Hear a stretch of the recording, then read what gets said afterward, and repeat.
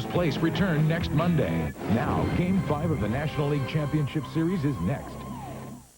Dun, dun, dun, dun, dun. Dun-dun-dun. Dun-dun-dun. Hey, Steve, what are you doing, man? What are you doing? It's Monday night. Are you ready for some baseball on Fox? Dun, dun, dun, dun, dun. Psycho. You need serious help. Oh, that is weak. Last night, under the warm setting San Diego sun, the Padres were playing for a kill, but the Braves were simply playing to survive. The Padres could taste the fall classic, and with a win, the gates to baseball's promised land would open to the World Series. Then suddenly,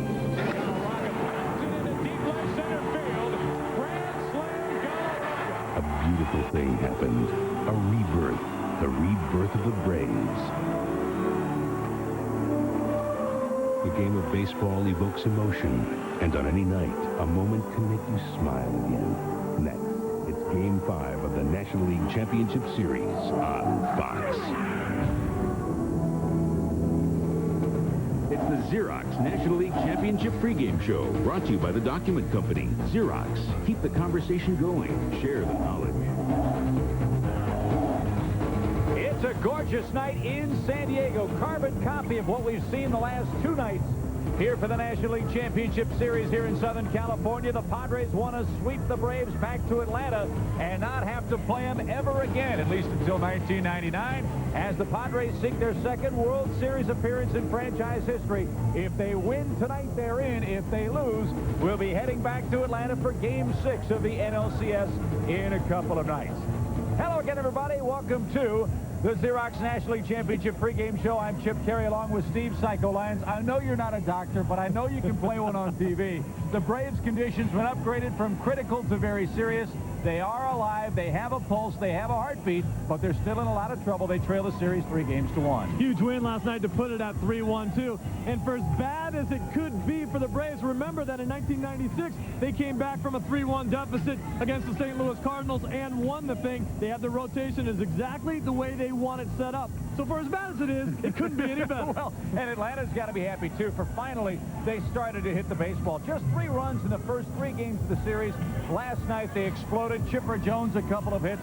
Javier Lopez a home run. Andres Galarraga with a terrible series until last night hit the big grand slam. The Braves scored 6 runs in the 7th inning, won the game 8-3.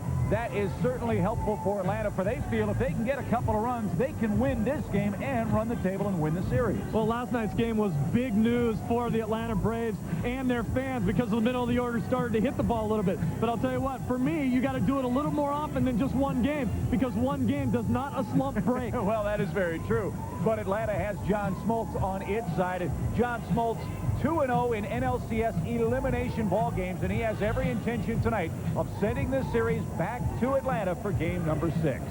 Well, basically, I want to be thought of as the guy that has to pitch in those situations. I mean, I look at this as just a kind of like a revival to try and pitch again. I'm going to enjoy it, and I want to give Glavine a chance, and I'm sure Glavine wants to give Maddox a chance, and that's all you can do. I mean, you know, you got to accept whatever happens when you go out there, and I thoroughly enjoy that responsibility. Well, despite trailing 3-1, John Smoltz and the Braves are very confident, and with good reason. Smoltz 2-0, an ERA under 1 in elimination games in the NLCS. That's pretty good. Yeah, that's huge, and he's proved time and time again that he's a big game pitcher. But right now, call me psycho, call me crazy, but I take the big 3 from the Padres over the big 3 from Atlanta right now, because I think Ashby, Brown, and Hitchcock are throwing the ball better as we speak. The one question, which was thought to be San Diego's big strength, their bullpen. They've been a little shaky, looked at yesterday, but all in all, they've been terrific. That could be a big factor if this series continues after tonight's Game 5. Well, there's the Braves story. Let's see what's coming up with the Padres and Andy Ashby. We'll check in with them after we take a break. We'll step aside. The Xerox National League Championship pregame show continues after this timeout here at the Big Q in San Diego.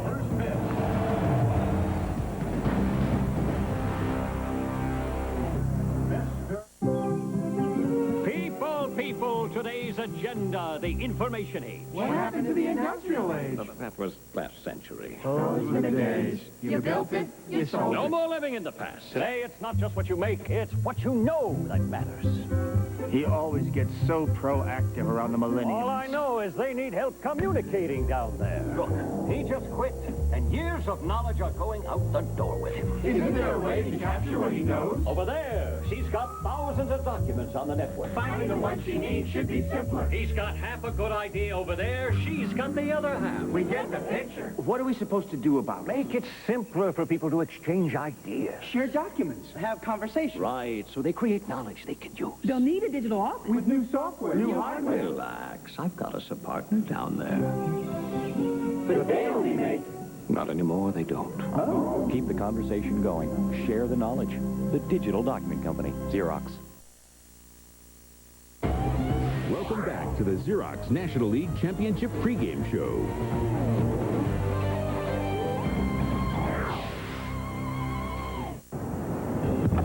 No autographs today, guys. Not today. No. So, Trevor, is it a gel you're going with, or is it a mousse that you like to use? The long version or the short version right now? Whatever you got, because I'm getting hot. A little pomade. Oh, the wax. The wax. Kind of stays in good. Hopefully it's in about a ninth inning. The 3-2 struck him out. When Max starts the game, he's the best guy to take a blind date to. Figure, if you don't like the girl, the game's going to be over in 2 hours and 10 minutes. And if you like her, the game's going to be over in 2 hours and 10 minutes. There's something coming in it. It's not a plane. It's not a car. It's not a moped. It's a train. Can you hear it? There it goes. Holy cow.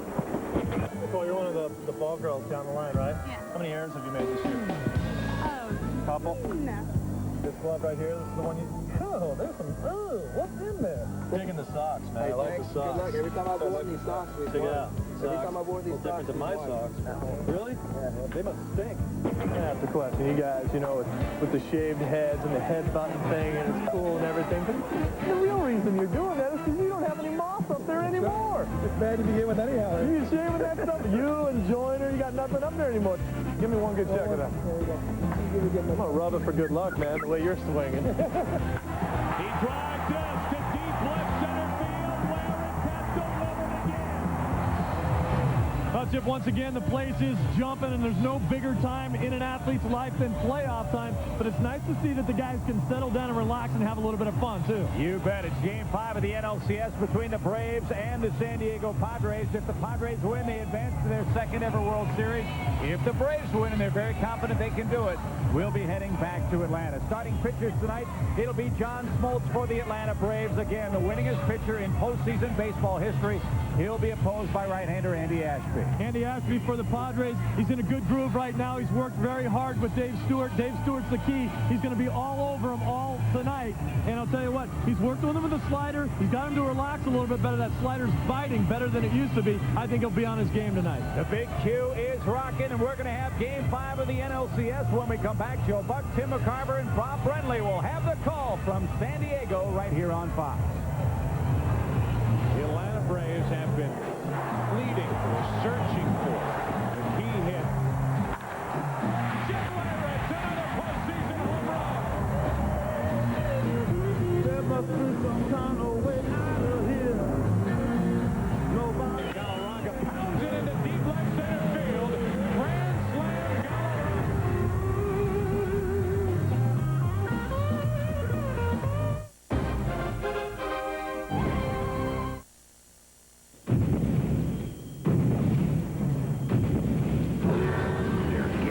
Closer. The Lost World, coming Sunday, November 1st on Fox. Fox 49 presents an alternative to Bill Clinton, an alternative to Kenneth Starr, an alternative to Monica Lewinsky, and everybody else you're sick and tired of hearing about. Fox 49's Alternative Block. Scandal-free TV. Weeknights from 5 to 8 on Fox 49. Judge Joe Brown's court is now in session weekday mornings at 10 on Fox Portland. Just watching someone eat a big, juicy Carl's Jr. Western steak sandwich can be cruel and unusual punishment. Chevy's for me and my plants. We have a farming operation, and we're out in the mud and that quite a bit. My Chevy pickup's got plenty of power and traction in the mud and that, which we have to deal with during the summer months where we're irrigating. Now get $750 cash back on a new Chevy CK half-ton truck. $750 to put in your pocket. We're talking savings at your Chevrolet dealers Northwest. I have yet to get stuck in my Chevy pickup. We're talking Chevrolet. A soldier shows no mercy. The soldier of the future, programmed from birth to kill without feeling. For this man, it's too late to be human, but never too late to be a hero.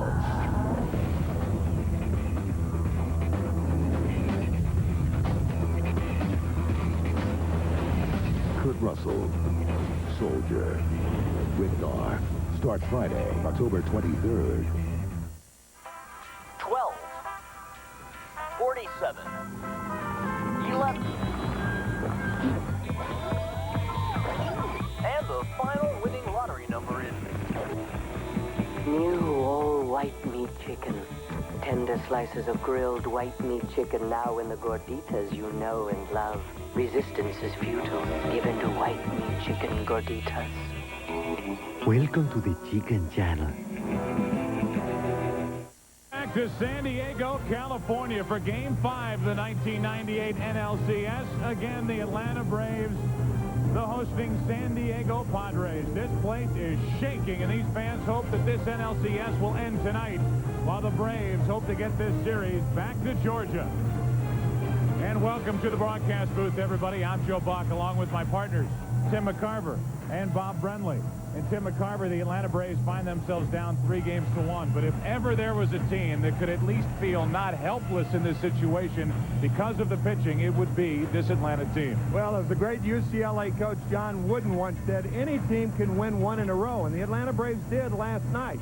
But they can win 3 in a row also, as they did back in the 1996 League Championship Series against the St. Louis Cardinals. Compare the first 4 games offense with the last 3 games.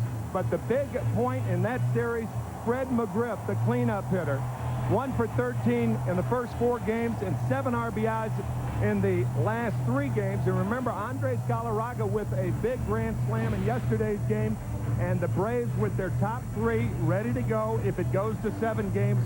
And the difference this year, of course, is that the San Diego Padres can match and pitch for pitch. Yeah, they really have in this series and throughout the postseason, whoever they have been matched up against. The critics again are calling for Kevin Brown to step up and make the start. Bruce Bochy sticking with Andy Ashby. Yeah, he's electing to stay with his postseason rotation, keep the guys on their regular rest, and why not? Look what Andy Ashby did in Game 1 against John Smoltz, matched him pitch for pitch. The thing is, the Astros, or rather the Braves know and the Padres know that that man is lurking. Kevin Brown available to pitch Game 6 if necessary, should the Padres stumble tonight. Andy Ashby at home this year, 10-4 here at Qualcomm. Kevin Brown on the road, 10-2. Another one of those moves that appears to favor Bruce Bochy and the Padres. Well, folks, it is a less than capacity crowd here tonight, but you'd never know it. I haven't heard anything these two have said since we've come on camera. We get ready for game number 5. It comes up after this. This is your home for the World Series, Fox.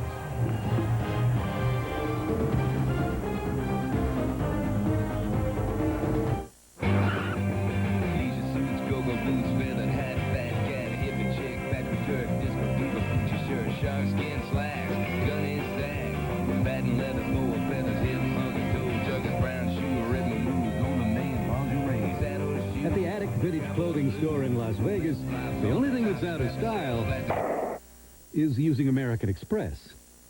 So bring your Visa card. Visa, it's everywhere you want to be.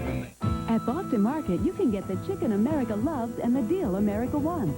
Now you can buy a whole chicken at Boston Market for only $5.99 and great side items starting at just 99 cents. So tonight, take home the chicken America loves only at Boston Market. See Meineke today and save. For a limited time, save a big 50% off lifetime brake pads and shoes. At Meineke, you won't pay a lot, but you'll get a lot. I guarantee it. I'm not here because I want to be. No, I have to be. Because the ground can't speak for itself. It can't say to the basketball player, get off me. You can't save to the runner. Do you mind you're stepping on my head? These seem like dark days, but there's a song of hope. Nike Tuned Air. Cushioning and stability for the individual athlete, no matter what the sport. This ain't a shoe, it's a pillow. A pillow that's gonna protect our sweet, precious crown. Spread the word. Available exclusively at Champ Sports and all Foot Lockers. According to the press, you couldn't choose a better time to buy a new car. So why not buy the one Automobile Magazine chose over Accord and Camry for their All-Star Award for Best Family Sedan, the Intrigue. Right now, you can receive our lowest financing of the year at 0.9% and enjoy over $2,800 in finance savings on all 98 Intrigues. So come in today and get 0.9% financing or other great offers on the Intrigue and all 98 Oldsmobiles now at your local Oldsmobile dealer. The National League Championship Series on Fox is brought to you by Oldsmobile and your local Oldsmobile dealers. By the document company Xerox, keep the conversation going, share the knowledge. And by Visa, it's everywhere you want to be. They're trying to revive classic metal rock around here. I think it's working. Now the starting lineup for the Atlanta Braves. They lead it off with Ozzie Guillen again at short. Keith Lockhart bats second. At second, Chipper Jones is hitting in the number 3 spot. Andres Galarraga cleaning up. Those two combined to help get it done last night for Atlanta. Ryan Klesko in left field. Javi Lopez catching. Andrew Jones in center. Michael Tucker in right. John Smoltz pitching and batting ninth. How about the defense for the San Diego Padres? They have yet to commit an error in this NLCS. Andy Ashby worked those infielders over, and the infielders backed him up very well in game 1 of this NLCS. And here's a look at the right-hander, Andy Ashby, who makes his second start of this NLCS. You're right, Joe. The only run scored against Andy, a home run by Andrew Jones on a backup slider. The scouting report for Andy Ashby: both the sinker and the riding fastball, that's the cutter.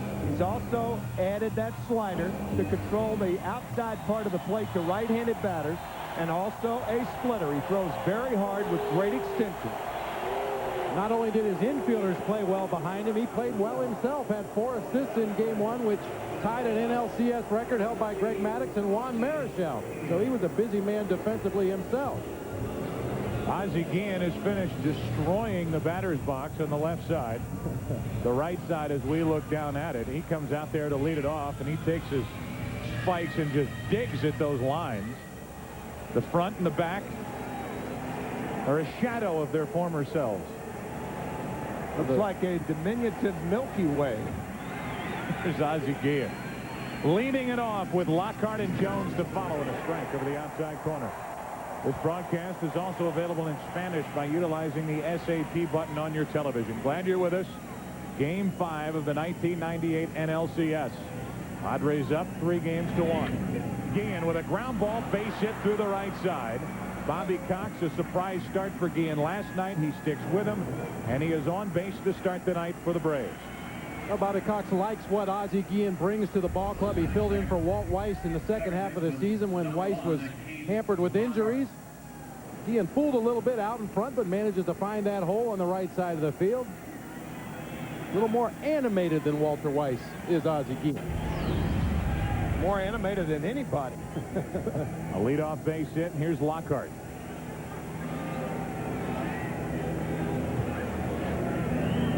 And that's a shot down the right field line, hooking foul into the Atlanta bullpen. Who's the home plate umpire, you ask? The answer, Jerry Davis, with Steve Ripley at first, Terry Tate at second, Larry Poncino at third. Down the lines, Tom Hallion in left, Greg Bonet in right.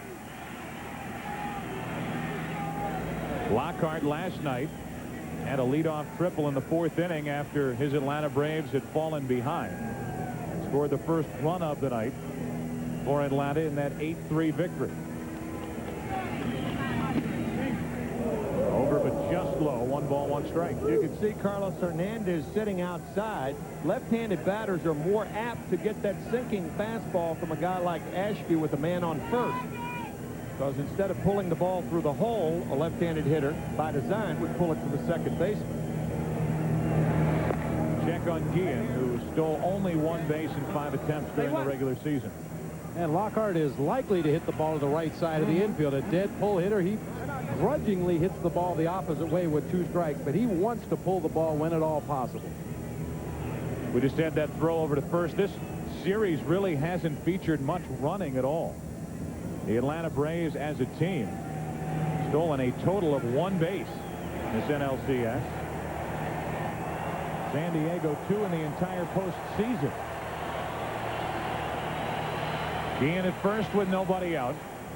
The 1-1 to Lockhart is ball 2.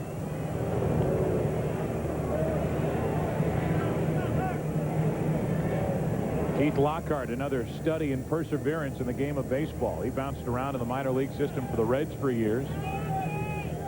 Got a breakthrough with the Kansas City Royals, ends up with the Atlanta Braves, and he is their #1 second baseman. Ian is running, hit and run is on, and Lockhart flies to left. Vanderwall puts it away, 1 out, and back to first is Guillen.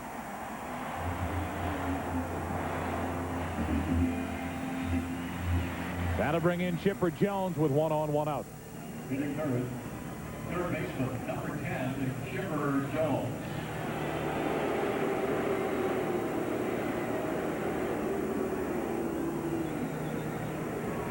You see the hot zone on Chipper Jones. The red areas are where he handles the ball better than the blue areas. The book on him is jam him up and in, above the belt with fastballs, off-speed pitches down low and away. A switch hitter. This is his more powerful side. Hit 34 home runs during the regular season, 32 of them while batting left-handed. That pitch barely missed, the first one from Ashby. So Jones up on the count, 1 ball, no strikes.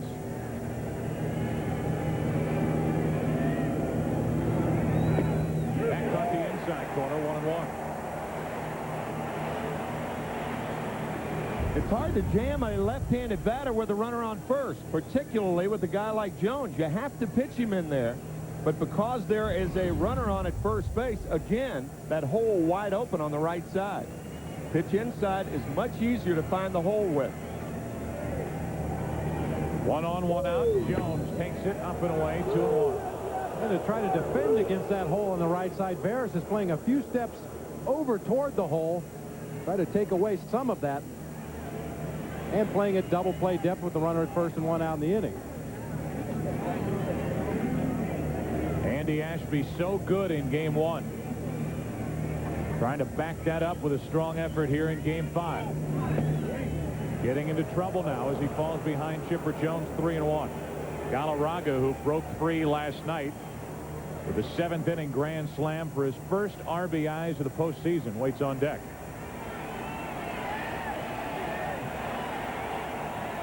Dave Stewart, the pitching coach, on your right, watching as Ashby brings it to Jones on 3-1.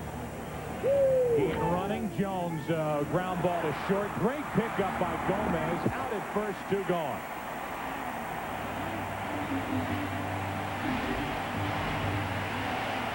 That was a terrific play by Chris Gomez because he was breaking to cover and then had to stop and reverse on the in-between hop. Fine play by Chris Gomez. He gets 1 out, and that's all you can expect with Guillen running.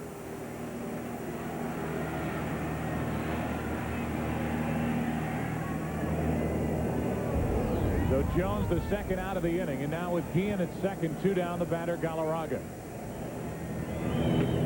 Sure, elated to have that pressure off. At least he has a crooked number in that RBI category. He has a straight number in the home run category. The grand slam last night in the 7th inning, still hitting just 200 in this postseason.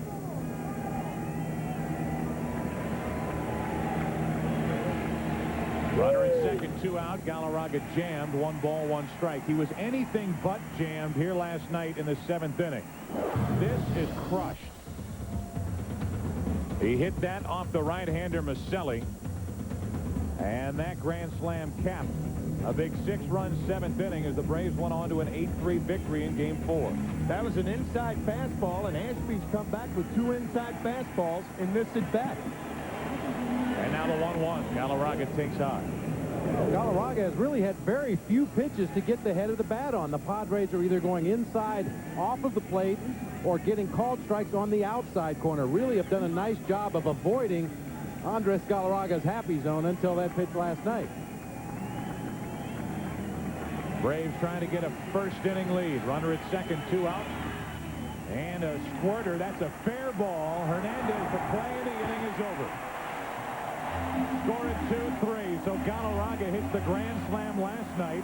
Hits a 1.5-foot ground ball to end the top of the first tonight.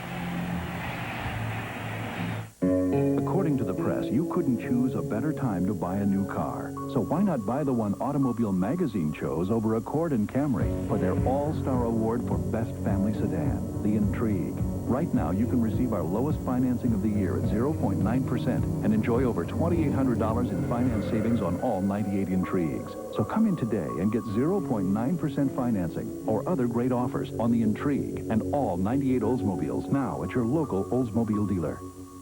Okay, people, this is a phone, and this is $1. You still with me? Well, that's good. Now, dial this number, and all your long-distance calls from home could cost less than $1. That's right, with 10-10-220, all calls up to 20 minutes are only 99 cents. Talk longer, and it's just 10 cents for each extra minute. No fees, no contracts. Am I right, Poochie? Just dial 10-10-220, then 1, then the number. Bottom line, you get up to 20 minutes on this for less than this. You got that? Good, because if I'm not mistaken, I think nature's calling my dog.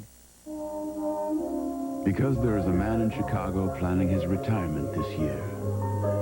Because there is a family in Boston who hopes to send their kids to college someday. Because there is a doctor in New York looking forward to the day she will open her own clinic. Because the dreams of every investor continue to change in a complex world, so too have we. Which is why at Morgan Stanley Dean Witter, we measure success one investor at a time. The National League Championship Series is brought to you by Aflac, insuring over 40 million people worldwide. And by Levi's Hard Jeans. You can break the rules, but you can't break them. Down below, Andy Ashby threw a scoreless first inning, got around to leadoff hit. A look at the Padres starting lineup. They lead it off with Kilvio Veras, as they have throughout this series. Steve Finley bats second in center field with Tony Gwynn hitting third in right field. Ken Caminiti has not fared well in his career against John Smoltz. Wally Joyner back in the lineup at first. John Vanderwall back in the lineup in left field. Carlos Hernandez catching. Chris Gomez hitting eighth, and Andy Ashby pitching and batting ninth. The defense for the Atlanta Braves, they have committed 6 errors in this NLCS. 5 double plays turned in this series, however, which is a bit surprising because typically you don't get enough base runners on to turn 5 double plays, but that hasn't been the case. And back for his second start of this LCS, John Smoltz. Smoltz uncharacteristically wild in game 1, walked 5 batters, including the leadoff hitter in both the first and second innings of that ball game. Kilvio Veras first up. 3 out of 15 in this series, facing Smoltz and slashing 1 foul. In that game 1, Kilvio Veras led off with a walk. And the Padres threatened in the first inning, didn't score, eventually won the game 3-2 in 10 innings. Neither starter, Smoltz or Ashby, were involved in the decision. Little low, 1 ball, 1 strike. That's a good point, Joe, because there have been, you often hear about clutch hitting, but you rarely hear about clutch pitching, and there has been a lot of clutch pitching in this series. That's out in front of the plate. Fair ball for Smoltz, or for Lopez, as he takes it instead of Smoltz, and Javi throws out Veras to put out 2-3. And the leadoff man is gone as we look at the Smoltz scouting report. John Smoltz, widely recognized as having one of the best, hardest sliders in the game. Very aggressive with a high fastball, the 4-seamer up at the top of the zone. And he has gone away from the split-fingered fastball.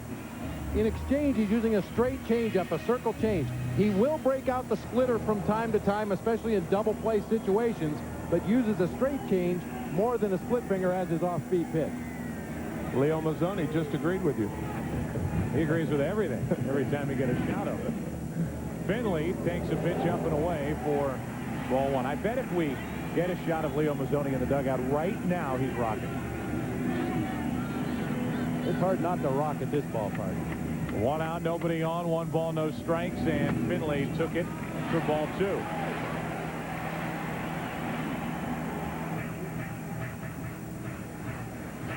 Outfield playing Finley to go the other way, which he has a couple of different times in this series and in this ballpark against Atlanta pitching. Staying away. Staying out of the strike zone, it's 3-0. Smoltz wanted that, and I don't blame him. When pitchers are behind hitters, more often than not, they stay away from batters to keep them from pulling the ball. Even 3-0. That makes it ball 4 and a one-out walk to Steve Finley.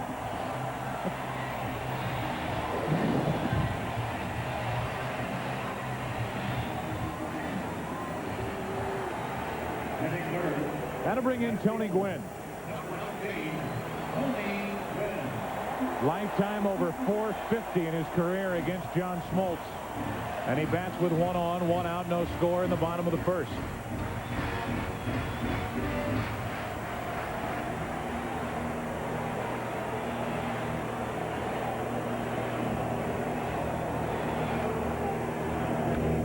Gwynn the opposite way down the line.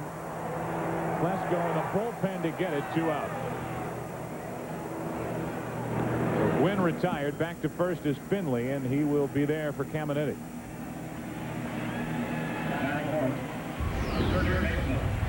You're right, Klesko crossing the foul line, going over into the Padres bullpen. Not so far that it interfered with his throw back to the infield, but that can happen on fly balls that lead the right or left fielder into those bullpens. Here's Caminiti with a runner at first, Finley, and 2 out. For all of the success that Gwynn has had against Smoltz in his career, Caminiti has had virtually none as he pops it down the left field line. Trouble in the corner. It is gone for a 2-run home run, and Caminiti breaks 3. Breaks through against John Smoltz. 2-0 San Diego.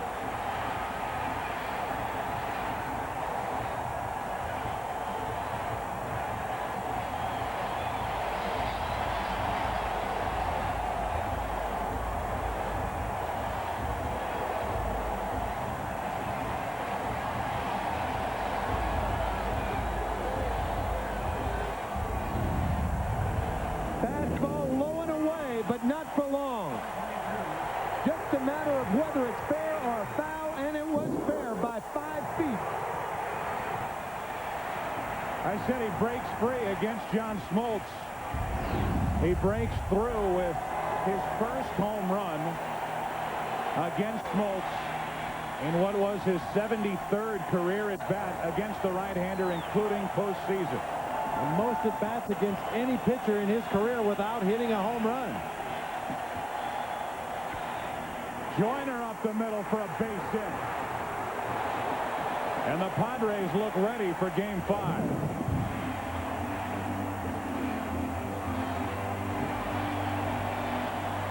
That was such a nasty pitch that Caminiti hit out. A tailing fastball right above the knees, right there on the outside corner. Actually off the corner.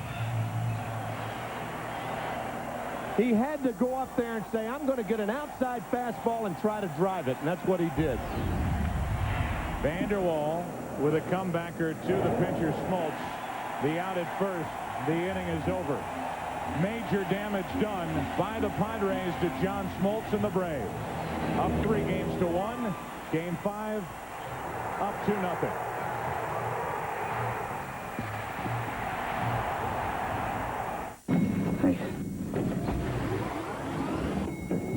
Matt, got your email. Vancouver? Genius. Passed it on to Epps. He's running it through the Northwest. Hey, Matt. Ideas a hit in the Northwest. I've got purchasing checking suppliers.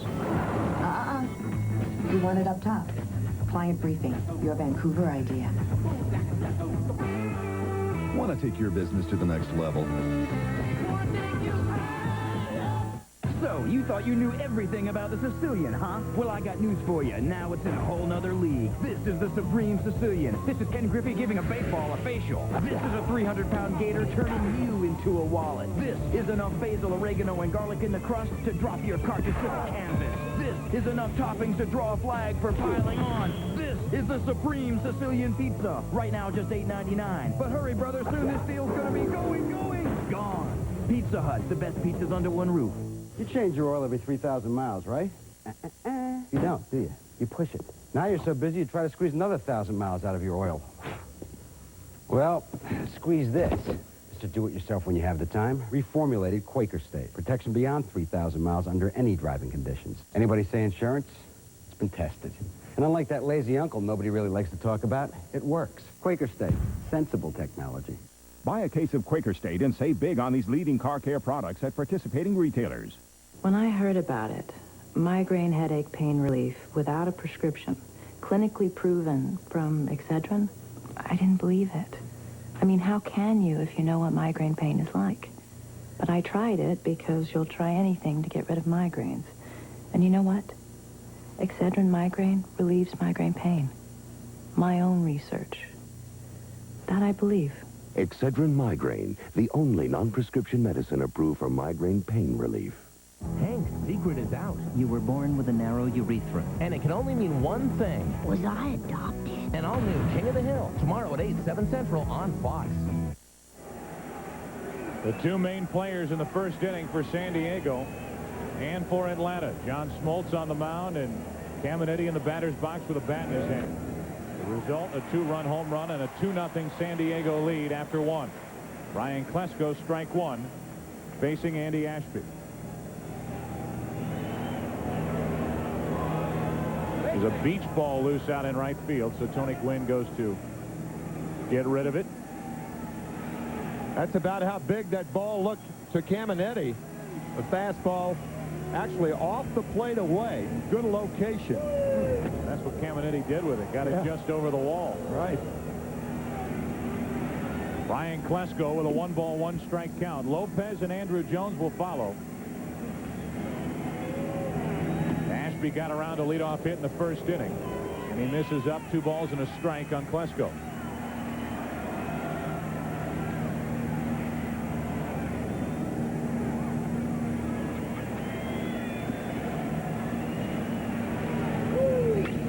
To the right side, 2-hopper for Veras.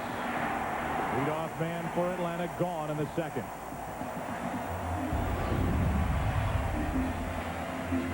There's a 4-seam fastball on the outside corner, moving away from Caminiti. He goes with it. We mentioned last night the Padres hitters seem to be making better adjustments on the fly than the Braves hitters have. Steve Finley's hitting the ball the opposite way. Caminiti goes the opposite way. Jim Leyritz last night, 2 hits, including a home run to the opposite field. And now Lopez comes up empty with strike one. The reason that is so important and that hitting instructors continually try to get hitters to do that is when you go the other way or up the middle, your shoulder is always, your front shoulder is always in position to make those adjustments. If you pull out of there, then you're in no position. The only pitch really you can hit is the ball down and in.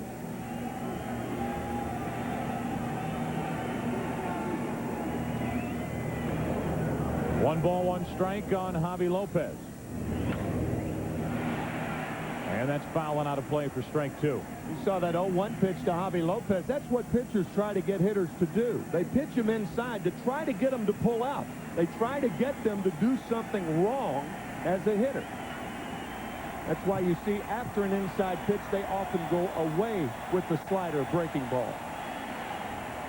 On 1 and 2, Lopez stays alive.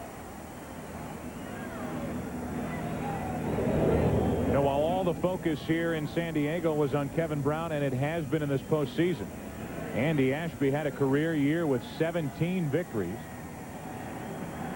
The Major League's first 16-game winner on August 12th.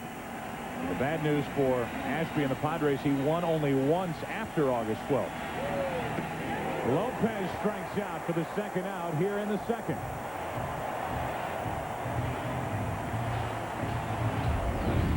Ashby pitched him inside, inside, inside until what happens, that front side, see you later. And Ashby gets Lopez. Number 25, Andrew Jones.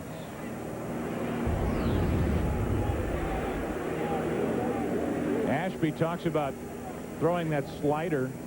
He'd had problems with it, gripping it too hard, throwing it too hard. He's let up a little bit. With that break in the swing, Lopez missed that by a mile.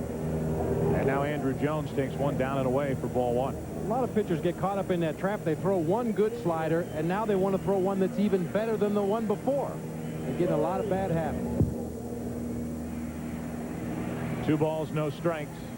in Game 1 against Andy Ashby. Bottom of the third inning, this shot on a pitch down and in to Andrew Jones, the first run of this NLCS. The Atlanta Braves, of course, would later lose Game 1, 3-2 in 10 innings. Lose Game 2, 3-zip. Game 3, 4-1. All that before winning here last night, 8-3. Andrew Jones wailing away on a 2-0 pitch. It's 2-1. That looked like a splitter, either a splitter or a sinking fastball to Jones.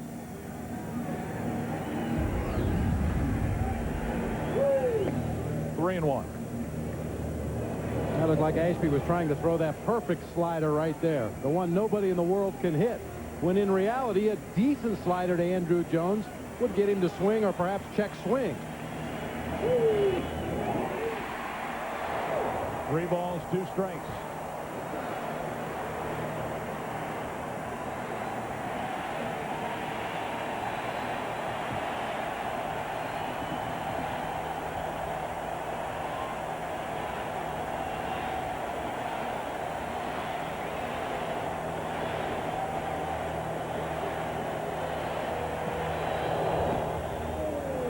A 2-out walk puts Andrew Jones at first, with the number 8 hitter Michael Tucker coming up.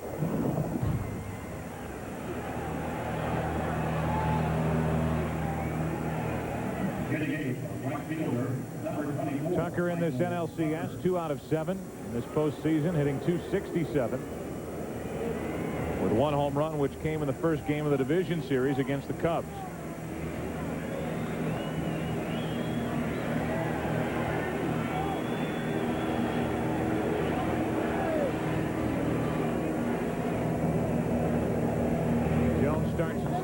Tucker comes up empty, strike 1. Joe, you mentioned it earlier that neither team has run very much in this series, but this figures to be an opportunity for the Braves. Going to get a look at the false start by Andrew Jones over there. Jones, the best base stealer on the Braves roster. And with the number 8 hitter at the plate and 2 outs, if he happens to get thrown out attempting to steal, it's not a bad situation leading off the next inning with your number 8 hitter and the pitcher on deck.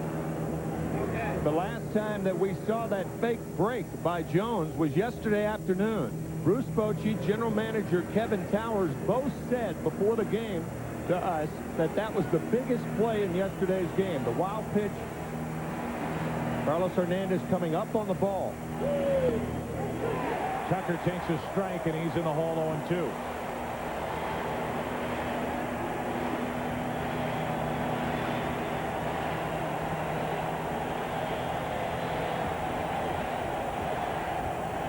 Kevin Towers, a general manager with these Padres. San Diego leading 2-0 in the second.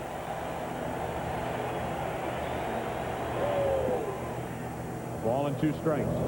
Now's a good time to run because more than any other count, a 1-ball, 2-strike count is the lethal count for a pitcher.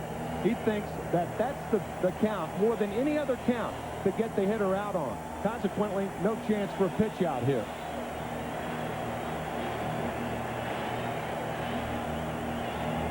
Jones doesn't run. Tucker grounds to Joyner. A little option play to Andy Ashby going to the bag to put out 3-1.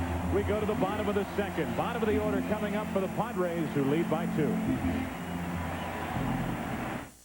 Picture this, man. You're walking alone by yourself. It's dark out, and you trip. You fall off the curb, man. You lose your balance, and you go down hard on the knee. But get this, man.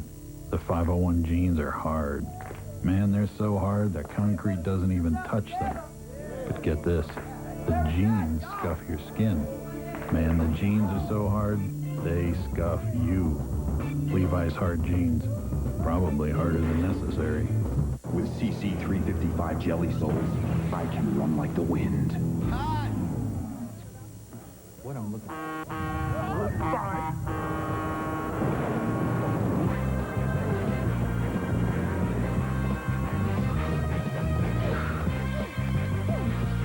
Don't fall for the latest product gimmick. Image is nothing. Thirst is everything. Obey your thirst. Sprite. Well, Gary, you thumbless wonder, What Nintendo sports game would you like to lose today? There's Fox College Hoops featuring me whipping Gary's rumpa.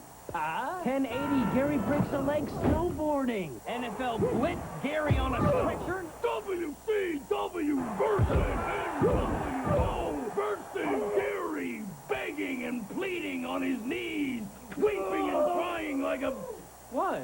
Nintendo Sports, what friends are for.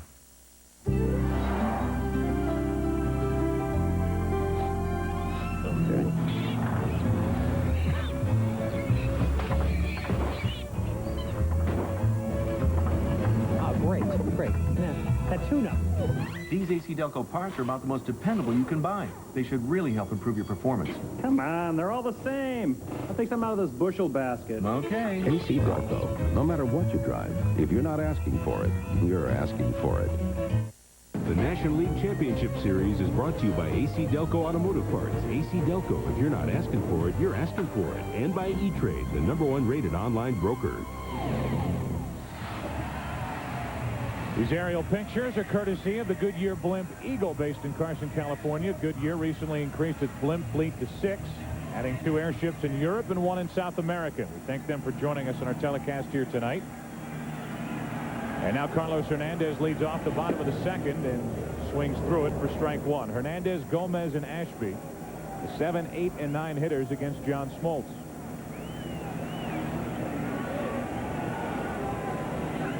A 1-out walk given up by Smoltz in the first. A 2-out, 2-run homer to Caminiti given up by Smoltz in the first. 1 ball, 1 strike here to Hernandez. Early in his career, Carlos Hernandez was thought of as a wild free swinger up there at the plate, and at times he will still get a little erratic, but as you can see, he's taking absolutely no stride with that front foot, just trying to make contact, hit the ball hard somewhere. Outside corner, strike 2.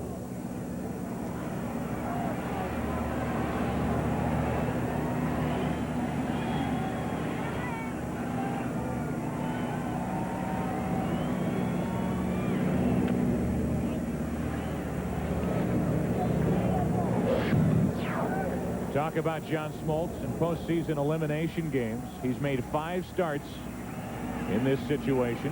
His record is 3-0. The Braves are 4-1 as a team in those games. The 1 loss coming against the Minnesota Twins in the 91 series in Game 7. Hernandez strikes out, and that's the first strikeout for Smoltz. Here are his thoughts on his team, which at one point was down 3-0. I like to think that of all the teams in history that have been in our position, I'd like our chances better than theirs with Glavine, Maddox, and myself. So, having said that, realize that it's it's a tremendous mountain to climb. But there's no quit in the Atlanta Braves clubhouse. There's no quit in the pitching staff, and certainly our manager is not quit. So, as long as we have that formula, we have a chance. Gomez takes the ball low and away. That manager is not quitting. Bobby Cox telling us before the game that, yes, Greg Maddux can pitch an inning tonight. And, yes, Tommy Glavine can work a hitter or 2. So everybody is available this evening for the Braves. Had a manager in the minor league that called these situations when he asked who's going to start the game or who's going to pitch in the game. He said everybody. Dick Holstaff. Use everybody you have to. Ground ball to the right side off the bat of Gomez, picked up by Lockhart, 2 out. And there's no reason to save anybody. If you can't win tonight, you don't need them tomorrow. John Smoltz in his 11th season, 11-3, which is a record for wins in a postseason. Of course, many more chances than, let's say, Whitey Ford. Whitey won 10 in the postseason in his career. 1996 was the National League Cy Young Award winner. It's an ERA of 2.25 in World Series play. Ashby takes the ball up and away.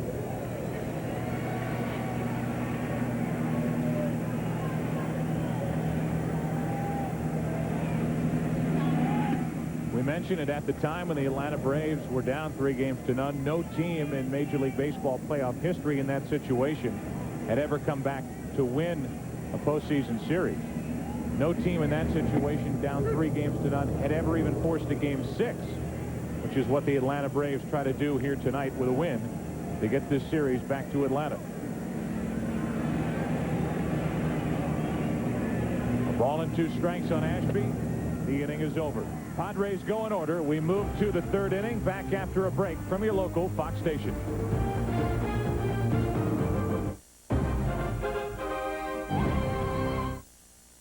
Imagine making a deal with the devil to get to heaven. It's burning in hell. Peter Horton in Brimstone, premiering Friday, October 23rd on Fox. Watch Judge Judy and then decide. Weekday afternoons at 2 on Fox Portland. We've got a history, a way of making memories, a place you wanna be. Oh, tonight, it's never been more bright. You see the world in a different light. Alright, I'll see you tonight.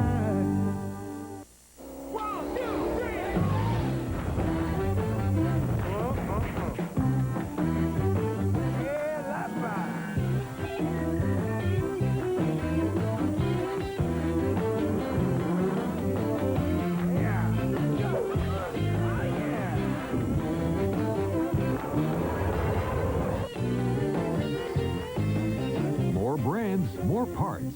Shocks, the place to start for parts.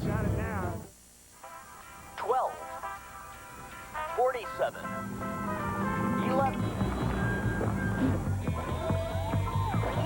And the final winning lottery number is... New all-white meat chicken. Tender slices of grilled white meat chicken now in the gorditas you know and love. Resistance is futile. Given to white meat chicken gorditas. Welcome to the Chicken Channel.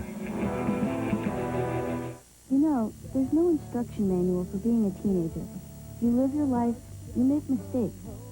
Drugs and alcohol, violence, even sex. These are important issues. So remember this number, 1-800-448-3000, the Boys Town National Hotline. They can talk you through the tough times and help you make the right choices. The Boys Town National Hotline, because there's no instruction manual for being a teenager.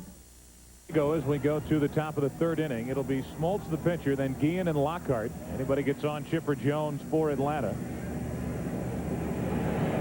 And again, the situation, the Braves down 3-1. San Diego trying to win this here tonight, win one more game in this series, and get to the World Series for the first time since 1984. Smoltz is gone. A quick out. And we'll talk about the rest of the postseason, the rest of the league championship series. Next games, ALCS Game 6. Indians at the Yankees tomorrow at 8 p.m. Eastern on NBC. Bob Costas and Joe Morgan will have that. The Yankees lead that series 3-2.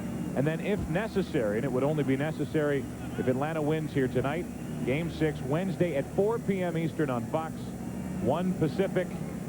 Padres right now leading this series 3-1, and all of that leads to the World Series, which you will find here on Fox.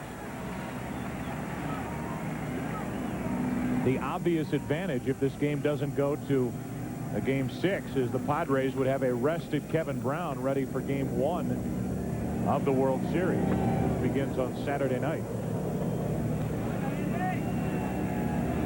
1 ball, 1 strike on Guillen.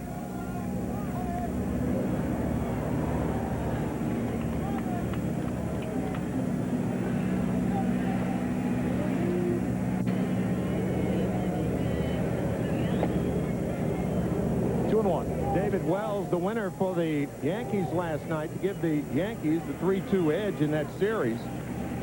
And David Wells even has George Steinbrenner liking facial hair. Traditionally, the Yankees have not allowed their players to wear a mustache or beard or goatee. And George last night even liking that metal band Metallic. And David Wells walking behind him said, "George, Metallica." Caminetti is of that mold. Ashby with a count of 2-2. Guillen with another base hit. He's 2 for 2. Ozzie a base hit to start the first inning. He has one here in the third with 1 out, with Lockhart walking in. Ozzie Guillen will take some funny swings from time to time. He looks off balance occasionally, but gets ahead of the bat on a ball, fires the bat away, and chugs on down to first base. That's why we were talking about how animated Guillen is. Roy Campanella said you got to have a lot of little boy in you to enjoy the game of baseball. Well, Guillen still does. Ground ball to the right side is foul off the bat of Lockhart for strike one. I'll believe that about George Steinbrenner when I see him in the front row at a Marilyn Manson concert. Well, I'll tell you, you may see it if the Yankees win tomorrow night or Wednesday and the Padres win it coming out here to San Diego. This place, the way this place rocks. 1 on, 1 out for Lockhart. 0-1 the count. A strike and a throw down. Guillen back in time. You know, one thing I feel we should touch on before the game progresses any further, one of the home field advantages you have at your home ballpark is the grounds crew. And very early this afternoon, as we get a look at that pickoff attempt from Carlos Hernandez down to Wally Joyner, very early this afternoon, the Padres ground crew was out here digging up the dirt in front of home plate, wetting it down, softening that area in front of home plate. Andy Ashby, very much a sinker ball pitcher, gets a lot of ground balls. We mentioned 13 of the 21 outs in game one were on ground balls. Smoltz, more of a strikeout fly ball pitcher. Take advantage. Some of the grounds crew here at Qualcomm Stadium. 0-2 on Lockhart. And that foul will get out of play to keep it 0-2. And already in this ball game, we've seen a couple of choppers right out in front of home plate. Andres Galarraga grounded out to the catcher. As you said, Joe, hit the ball about 1.5 feet. Comebacker to the mound off the bat of John Vanderwall. And you soften up that area in front of home plate, those ground balls don't get out there as quickly as they would on a harder packed surface.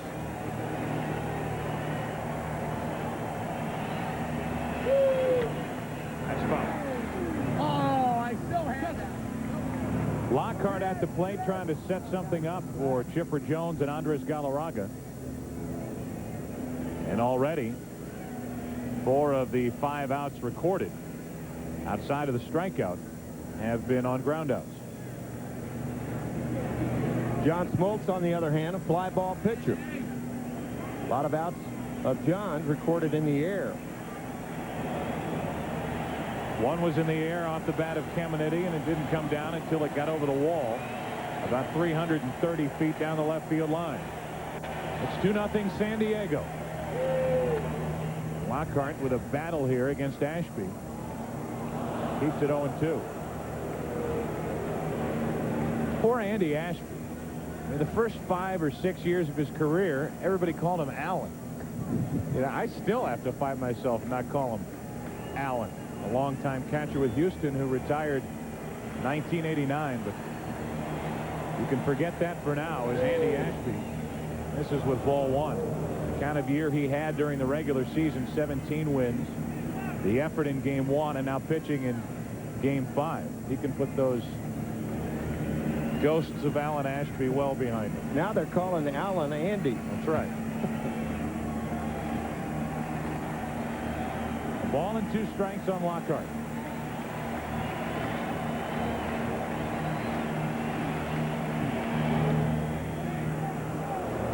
Two.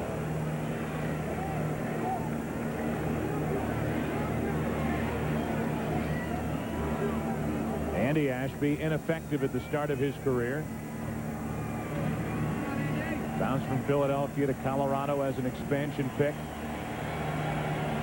Traded here to San Diego. The 2-2 to Lockhart has popped up. Left field for Vanderwall. 2 out. And Lockhart's 0 for 2.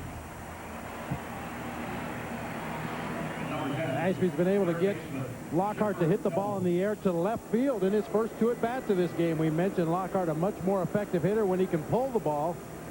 Ashby forcing him to hit the ball to his weaker field.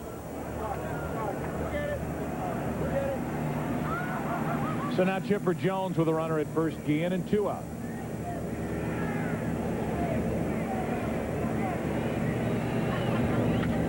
Line drive is over the head of Gomez. Guillen will take the turn, head to third. Vanderwall's throwing to second. And it's first and third, 2 out for Galarraga. Even with 2 outs, Guillen going to third base.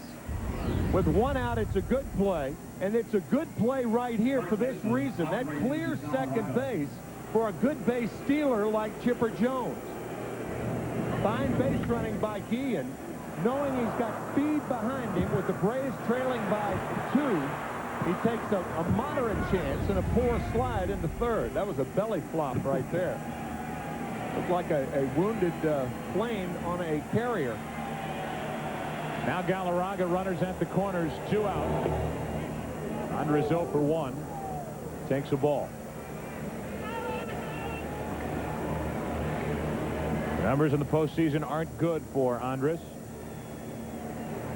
We've already talked at length about the Grand Slam last night. That is history. Now with first and third, 2 out. It's 2-0 on Galarraga here in the third. And the big cat, one of the best mistake hitters in the league. He proved that last night. Got that mistake fastball. He likes to extend his arms out over the plate. Most pitchers try to jam him in on the hands, and he usually knows how to work the count in his favor and take advantage of those mistake pitches. It's in his favor here, but Ashby gives him something other than the fastball. And the count 2-1. Looks like a slider or perhaps a curveball. Sometimes that slider reacts like a curveball when a pitcher gets on top of it more. The 2-1. 2 balls, 2 strikes. Bobby Dews wearing a microphone, third base coach, talking to Ozzie Guillen. Watch the ball. Watch the ball. Fastball. He's starting him off with a lot of breaking stuff. He'll look. Be alive for the ball in the dirt. The 2-2. Into left field, ripped. Vanderwall back to get it to end the inning. We talked about all the moves Bruce Bochy has made. Vanderwall, typically a pinch hitter. Another good defensive play for San Diego.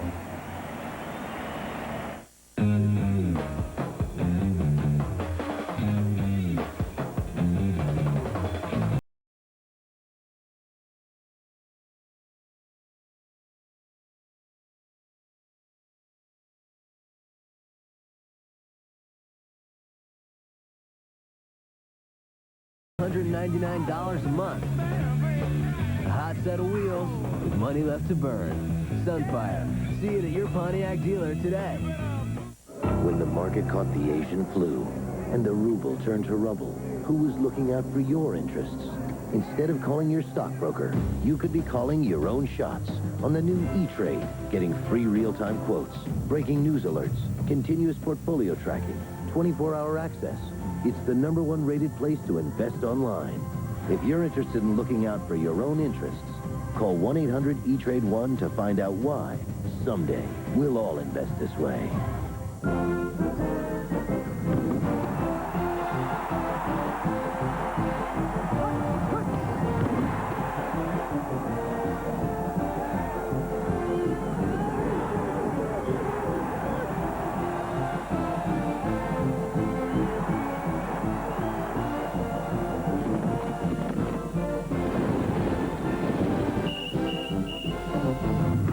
When you have it your way, it just tastes better. 9 programs, $27. 5 hot dogs, 6 pennants, $45. 1 big puffy hand, $6. Their first big league ball game, priceless. There are some things money can't buy. For everything else, there's MasterCard, the card at the heart of Major League Baseball. Burn in hell for all eternity? Been there, done that. Peter Horton, Brimstone, premiering Friday, October 23rd on Fox.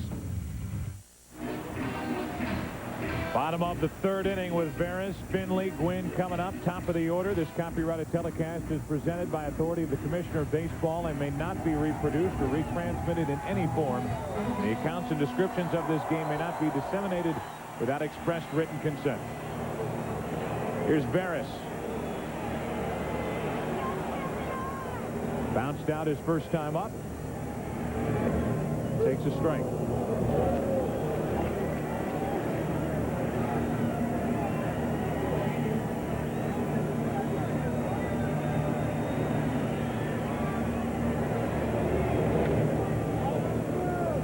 Quickly 0-2 from Smoltz.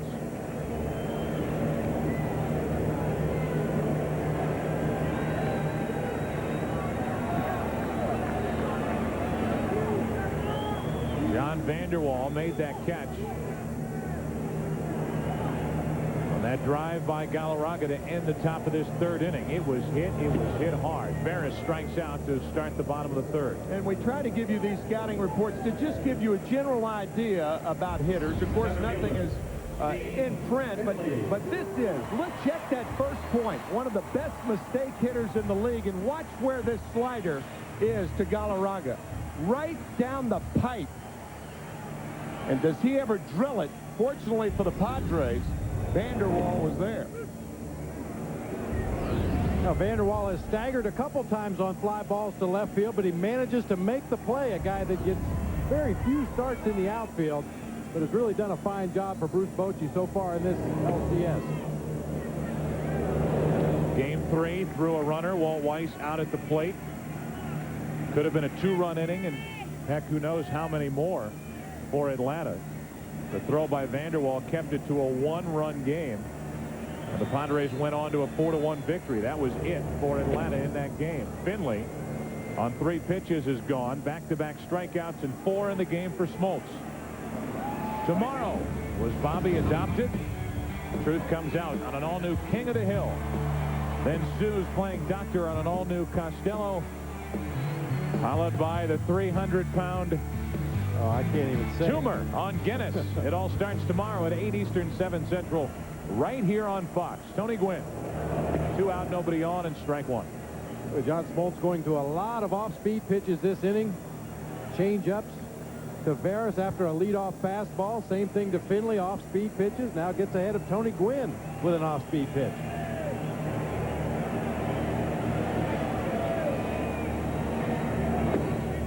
Just missing the inside corner. Gwynn struck out twice here last night. And it was the first time that he had done it in this postseason, only the 3rd time in the entire calendar year of 1998. He had struck out twice in 1 game. He's only done it 11 times in the 90s. 33 times over his career. And only once has he struck out 3 times in a game against Bob Welch back in 1986. Unbelievable. 2-1 on Gwynn. 3-1 from Smoltz. Well, as you would expect with a great hitter like Tony Gwynn, he spreads the wealth around. He will pull balls into right field, but we talked about that 5.5 hole on the left side of the infield between the third baseman and the shortstop. And back up the middle with pitches. And he will pull pitches if you try to jam him. This crowd wants to see Tony pop one here. 3 balls and a strike, and he grounds to second. Lockhart picks it, throws it, and the Padres go in order for the 2nd time in a row. We go to the 4th inning of Game 5. San Diego leading 2-0. Wanda, you're bringing in Elliot, the consultant? I just thought How are we going to work with this guy? He's 1,000 miles away. I'm sure he doesn't think the way we think. Well, I think that's the point. Uh-oh. Wanda's team is upset. They have to share everything they know with someone they don't. What kind of conversation are we going to have with He Elliot? doesn't even use the same systems we use. Relax, Wanda. Remember, you've got Xerox stock. You share. Software that works on any system. You're right. Of course we're right. No, I mean, I know exactly how to get you guys and Elliot on the same page. But that'll never happen. Sure it will. With DocuShare, you all can work on the same digital documents on the same web We page. don't have time to train this guy. Why train? It's intuitive. Anyone can use a web browser. See? You share documents with Elliot. Elliot shares with you. Why do we have to share anything with Elliot? He's got the knowledge. Tell him he's written a book. Because I said so. That's a good answer, too. Keep the conversation going. Share the knowledge. The Digital Document Company, Xerox. Thanks, Dad. Thanks. Thanks, Pop. Thanks, hon. Thanks, Dad. A little help? You can't do this with Caravan. The Chevy Venture is available with a remote control sliding side door. So you can get more done. And have more fun.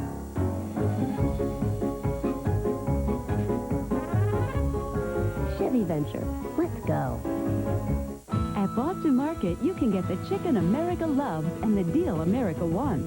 Because now you can buy a whole chicken for only $5.99. That's right, $5.99 for Boston Market's famous rotisserie chicken. Double marinated and slow roasted, so it's always moist and tender. To complete your meal, we also have great side items you can buy with your chicken, starting at just 99 cents a side. So tonight, take home the chicken America loves. And we guarantee 100% satisfaction or your meal's on us. Only at Boston Market. You know what I love about baseball stadiums? Separate bathrooms. Ally McBeal returns next week on Fox's Miniskirt Monday. Melrose Place salutes Major League Baseball. Thanks for an unforgettable season. Welcome back to San Diego.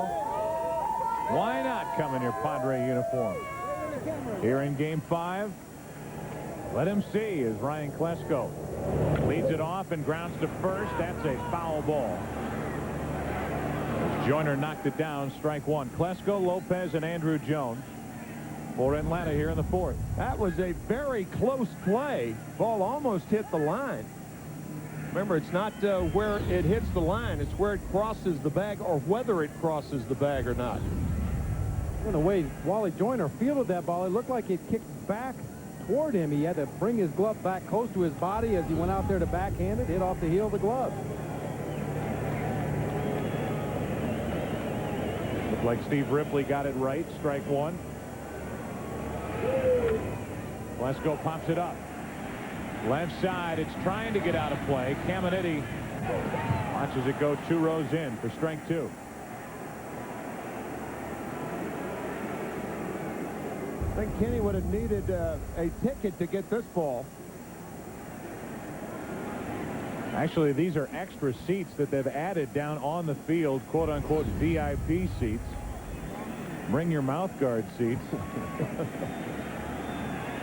Without those, that would have been out number 1 as Klesko's driven off the plate by Ashby.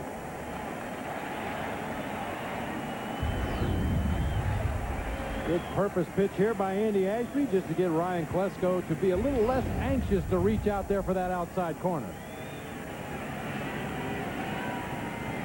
The 1-2 pitch from Andy Ashby. Klesko pops it into right center. Win to his right. Klesko's 0 for 2. And the first out here in the 4th inning. Give you our Aflac trivia question. Who is the only player to win the league championship MVP award in both leagues?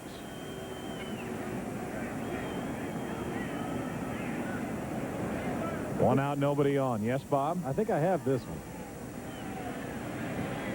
Lopez struck out his first time. And Javi takes the ball.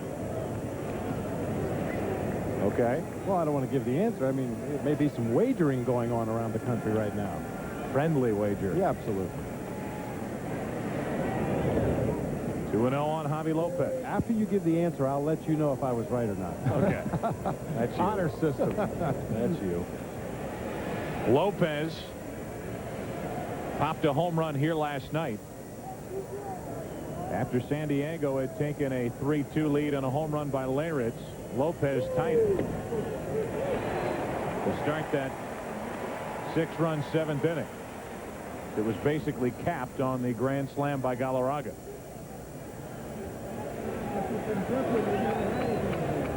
The 2-1. Hard hit and through the left side of the infield for Atlanta's 3rd hit of the night. Lopez has it with 1 out here in the 4th inning. While Bob ponders that and withholds the answer, I am going to guess Oral Hershiser as you see Javi Lopez hammering one in the hole. Talk about a lot of big hits in postseason play. There are a few guys that get as many big hits as Javi Lopez. Well, Tim, you get the trophy. I do? Yeah. Is that the answer? That's correct. It is? I'm pretty sure. Andrew Jones now takes a pitch low. Well, Joe, is that the answer? Am I allowed to say? Well, ask John Filippelli. I think you're very close. I think you're right there. Really? You're right. To end all suspense. 1 ball, no strikes. It was a good. Andrew Jones takes the ball, and it gets more and more interesting for Atlanta here in the 4th inning, despite the banter here in the booth. That unbelievable postseason that Oral Hershiser had in 1988. MVP in the NLCS, and then MVP in the World Series against Oakland. 1 on, 1 out, 2 balls, no strikes, and Jones lines one into left center field. Javi Lopez will take the turn but hold. Finley got to it in a hurry, made a good play. Back-to-back singles here in the 4th inning. Bob, you said something in game 1, and you were exactly right, partner. If an outfielder gets to the ball quickly and throws the ball, it doesn't matter how good the throw is, but the throw and getting to the ball, not the throw, but getting to the ball stops the runner, and that's what happens here. As that runner rounds the bag, momentarily he's got to take a peek to make sure he hits the bag. When he looks up and sees the ball in the air, he has no option but to freeze. You can't attempt to advance if you see that ball in the air. Lopez does not possess with great speed, but hits the brakes rounding second base, and Finley with a good, strong, accurate throw to third base held him there. A big play with 1 out, and the bottom of the order coming up. San Diego leading 2-0 here in the 4th inning, and it's 2 on with 1 out for Michael Tucker.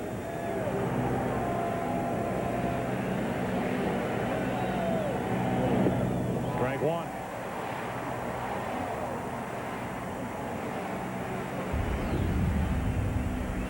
Good sinking fastball from Andy Ashby. Takes a little bit off his regular fastball. Gets a little more movement, a little more tail.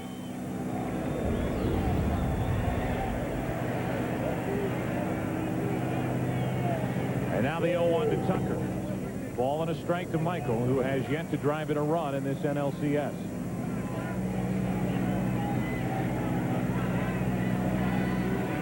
The important at bat here for Michael Tucker with 2 on, 1 out, and the pitcher Smoltz on deck. Strike 2.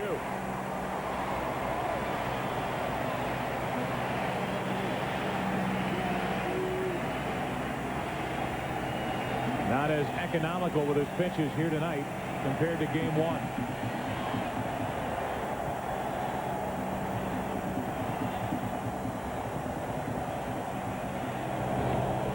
To the right side through, base hit.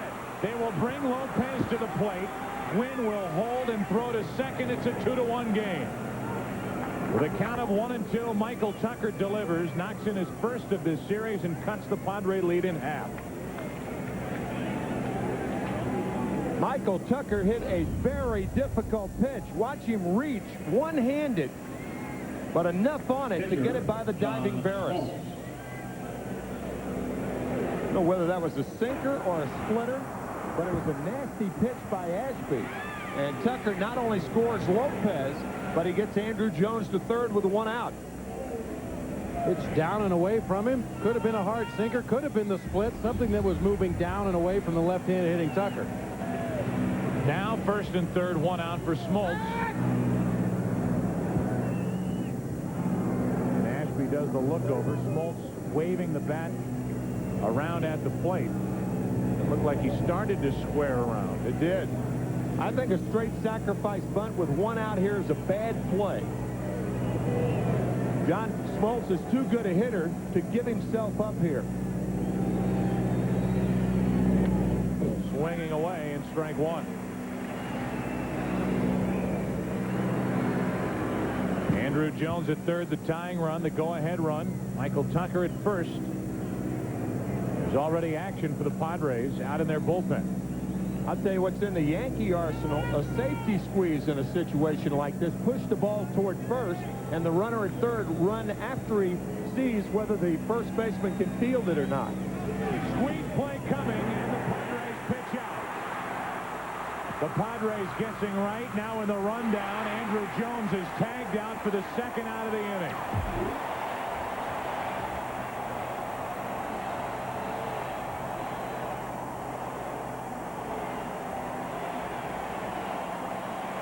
That's why the suicide squeeze is riskier. The pitch out by Hernandez, Jones running, and the throw to Caminetti. And now back to Ashby covering. And it looked like Jones ran into his left hand. But if you have the safety squeeze, you don't have to send Jones. He doesn't run until he decides whether it's safe to come home or not. The Yankees use that, but obviously the Braves don't. Dangerous play at the finish there. You never want to run the runner toward home plate. But that's what happened for the Padres. Caminetti running Jones toward the pitcher. Ashby covering home plate. Ashby was able to hang on as Jones crashed into him.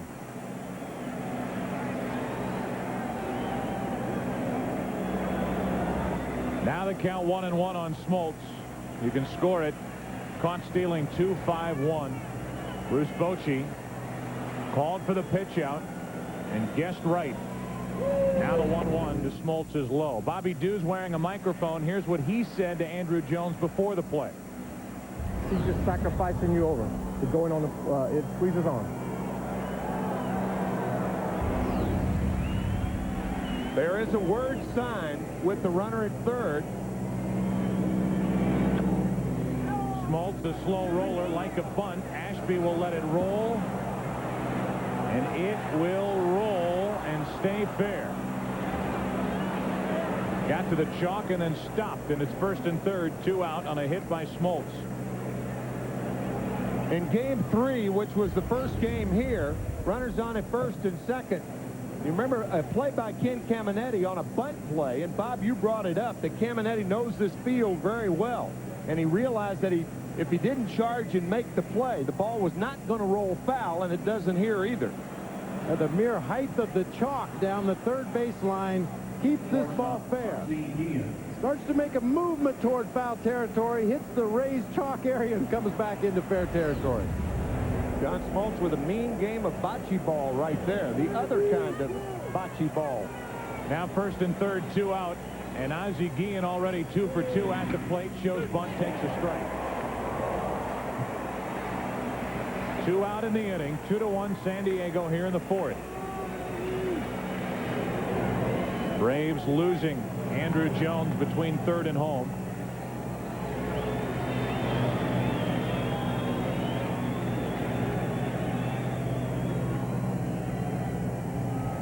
The 0-1 to Guillen.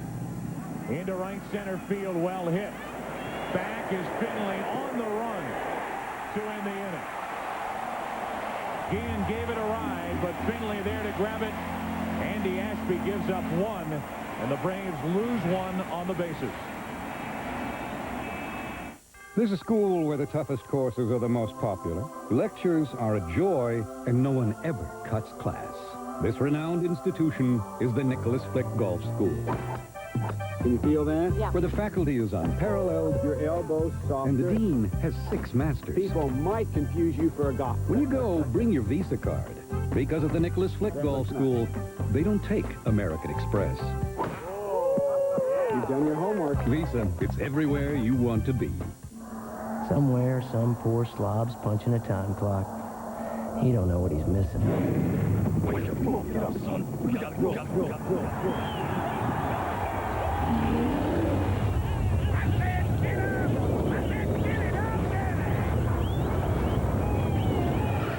Meet Dan Wolf, champion bull rider. This is what he does every day. This is what he drives every day. Pretty nice life. Chevy S10, like a rock. Come on, boy! Bart's Butterfinger, so butterfingery. Hit a homer, dude. No! Crispity, crunchity Butterfinger from Nestle.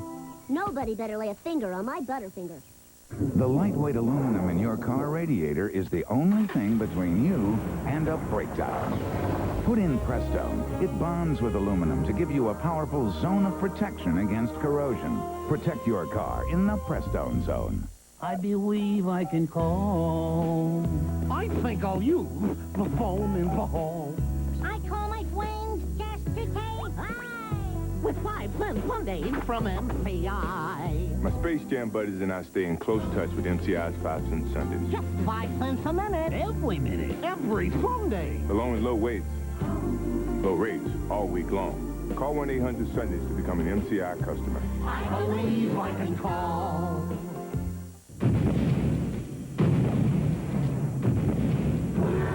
They're getting closer. The Lost World, coming Sunday, November 1st on Fox. Well, Bruce Bochy guessed right the second or third time I've said that, but that's what it comes down to as the San Diego Padres pitched out on the squeeze, and Andrew Jones was cut down between third and home. After hearing Bobby Dews on the sounds of the game, I guess you have to ask yourself, was it a sacrifice? Was it a safety squeeze? Or was it a straight squeeze? Bobby said to Andrew Jones, sacrifice, and then he said squeeze. I wonder if that's to be construed as a safety squeeze. I don't know. Caminetti leads off. He's provided the offense for San Diego tonight with a 2-out, 2-run homer in the first. He takes the ball inside. 2-0.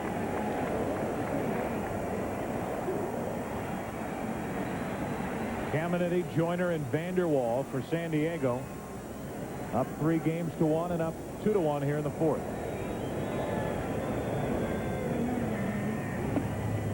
Caminetti went 2-1.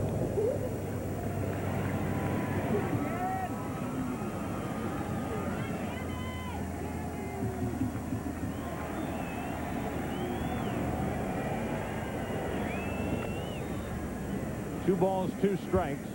Smoltz has retired 7 straight.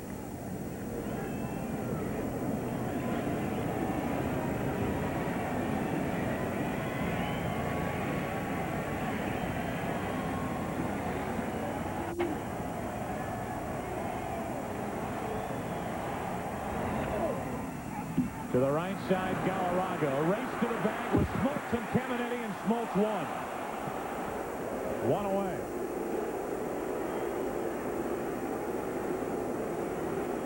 Well, we talked a lot about this Atlanta Braves pitching staff, the little things they do well to help themselves win ball games, and playing defense is a major part of their game. John Smoltz able to just barely beat Ken Caminetti to the bag here. Tough toss almost back over his shoulder from Andres Galarraga, but led Smoltz perfectly right to the bag. Why those pitchers get down to spring training in the middle of February? Well, they spend about a week on that. Joyner takes a ball low and away. So as a catcher, all you do during that drill is yell, get over there, get over there. About 300 times a day. Get over there, get over there. Yeah, you work on your get over there. 1 ball, 1 strike on Joyner. Wally singled up the middle his first time up after the Caminetti home run. 2 balls and a strike.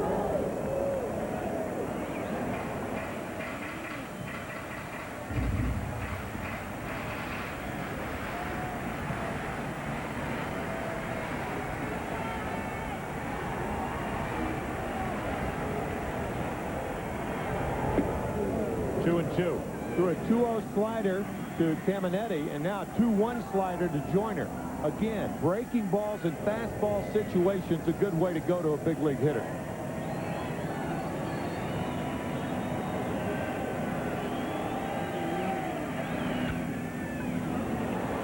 Like a bunt. Smoltz in to get it. Joyner is out. That's 9 in a row retired by John Smoltz. Well, the suspense, I think, is over. Our Aflac trivia question, who is the only player to win an LCS MVP award in both leagues? Our Aflac trivia answer, Orel Hershiser won the NLCS MVP award with the Dodgers in 1988 and the ALCS MVP award with Cleveland in 1995. And congratulations to Orel Hershiser on another strong year this year with the San Francisco Giants. The Bulldog strikes again. What a career he has had. 2 out, nobody on. Vanderwall up the middle. Lockhart to his right, had to double clutch, and safe is Vanderwall at first.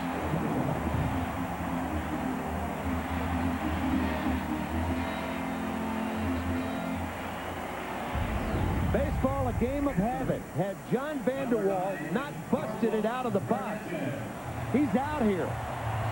That's why you run hard all the time. There are some major league players who don't do that all the time. There is no excuse for not running 90 feet 4 times a game on a ground ball to the infield. I agree with you 100%, partner. 1 on, 2 out, and Hernandez takes the ball up and away. Get a look at Vanderwall. I mean, this doesn't even look like an infield hit, but going hard from the first step out of the box all the way through the bag. Able to reach with 2 outs.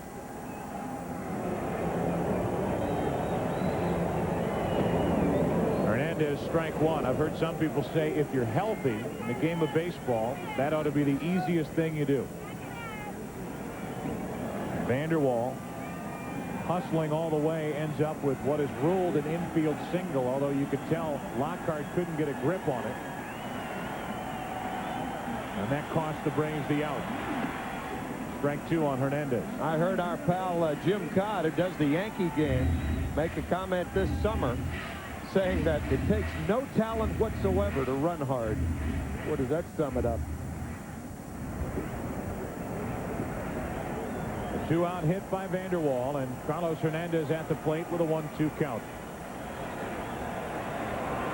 As we watch John Smoltz on the mound, his thoughts, or at least part of his thoughts, focusing on San Diego, also with his mother Mary, who underwent surgery yesterday, resting, getting better, recuperating, and he passed on to us that he wanted to pass on get well wishes to his mother. It gets away from Lopez. Javi at least got enough of the glove on it to keep it close. And the strikeout is the 5th of the night for John Smoltz. Pitching well, gave up a first inning 2-run home run to Ken Caminiti, and after 4, it's still standing for a 1-run lead.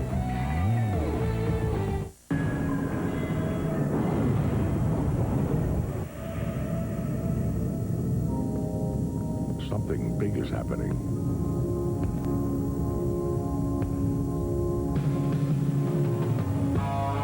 Introducing the new Silverado. It's bigger. It's the truck from Chevrolet.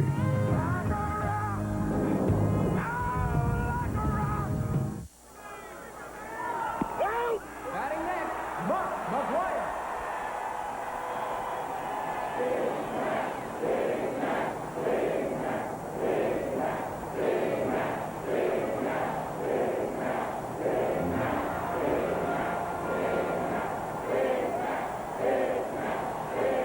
Somebody say Midano?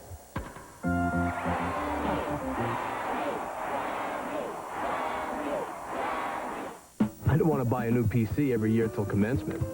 I needed one that would keep up with them. Gotta save something for college. Introducing Yourware from Gateway. Call 1-800-GATEWAY and we'll custom build you a Gateway PC with an Intel processor and CD-ROM. Now for only $31 a month. And in 2 years, you could trade it in toward the purchase of a new one. You guys make sneakers? Call us now and let's talk about Yourware from Gateway. The sun becomes blood. Flesh-eating locusts devour the cities. Mountains erupt. Rivers burn. Those left alive beg God to kill them. Meanwhile, their Levi's hard jeans wonder what all the fuss is about. Levi's hard jeans. Not just tough. Armageddon tough. Where would you turn for the best sports news? With 3,500 pro games a year, we are your news source. Fox Sports News, better because we are there. Up above, one of the world's most enduring symbols, the Goodyear Blimp Eagle, has been providing aerial pictures all night long. For a look inside the Goodyear Blimp and how it maneuvers, try its website, www.goodyear.com. Andy Ashby last inning allowed 1 run on 4 hits. Braves lost Andrew Jones on the squeeze attempt. Stranded 2 last inning and have left 6 men on base already. Lockhart, Jones, and Galarraga will bat. Strike 2 from Andy Ashby.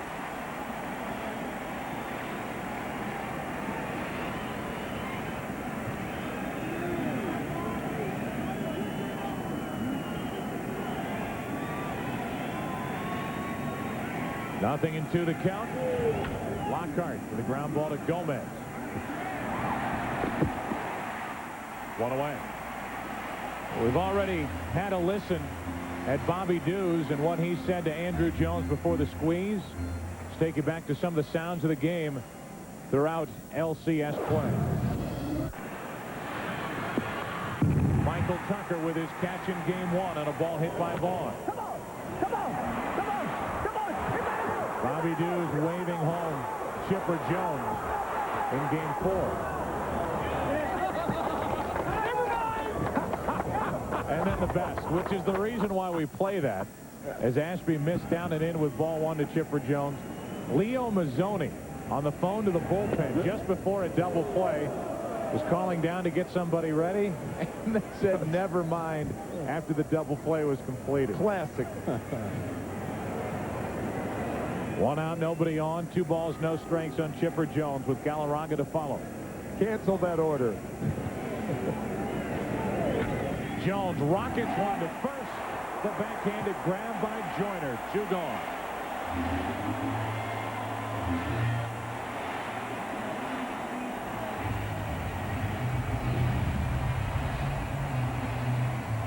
Wally Joyner's been doing this to a lot of hitters in baseball in his career.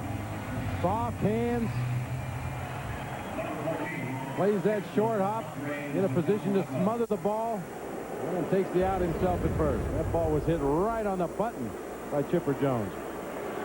And now with 2 out, Galarraga takes the ball. We've already seen 3 important defensive plays by the San Diego Padres. They have yet to commit an error in this NLCS, and they're backing up this pitching with good defense. A play by Gomez in the first. The line drive off the bat of Galarraga, caught by Vanderwall. Now Galarraga sends one to deep center. Back is Finley. The Braves go in order. The play by Joyner mixed in the top of the 5th inning, and Andy Ashby has allowed 1 run on 7 Atlanta hits through 5. Before I quit smoking, I asked my doctor, is Nicorette gum safe? And he said, to quit smoking? Of course Nicorette gum is safe. Smoking is not. People smoke to get nicotine, and they get carbon monoxide and tars, which are deadly. Smoking is the danger. Nicorette can be a big part of the solution. Nicorette lets you use nicotine when you need it to help you overcome your cravings. Don't hesitate for a second. Nicorette gum helps you fight your cravings, your habit, your way. You can do it. Nicorette can help.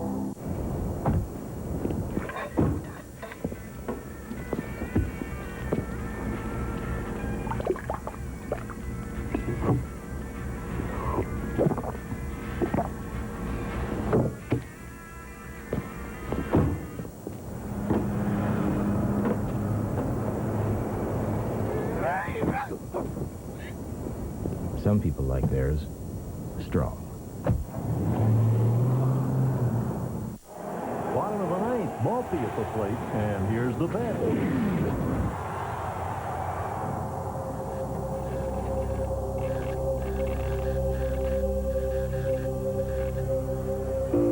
Whoa, the pitch hasn't processed yet. Now, this slow processing thing is a tough break for this young kid. Time for a Pentium 2 processor?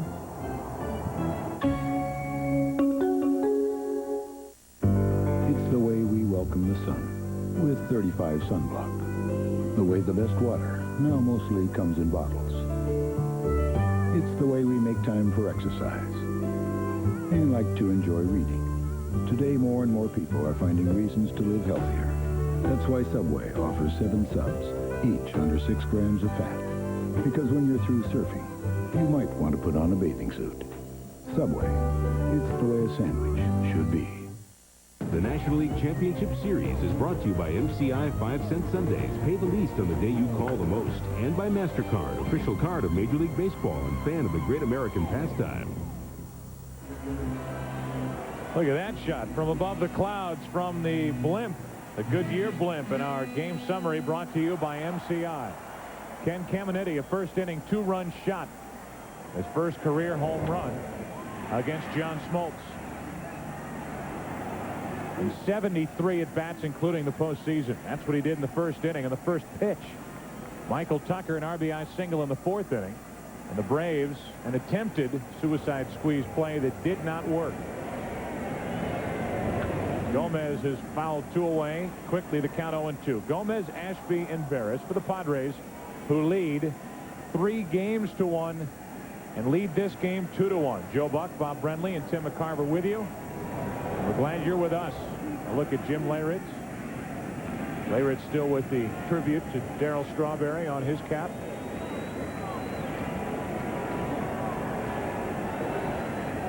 And now with an 0-2 count on Gomez, Smoltz puts him away. Let's take you down to Steve Lyons near the field. Steve? All right, Joe, thank you very much. In between the innings, after the collision at home plate between Andy Ashby and Andrew Jones, Dave Stewart got in Ashby's face and said, look, no time to be a hero here. Are you okay? Because I need you to go back out there if you are. If you're not, you're going to sit down right here. And you saw what happened. Ashby went back out. All right, Steve, thank you, because there was a mild collision or a minor collision at the plate. Looked like he got his arm caught up in between Andrew Jones and his body when he made the tag. Looked like it was his glove hand, which obviously would not affect his pitching arm. Good look at the end of the play here. Caminiti running Jones toward home plate. He gets that left arm inside there.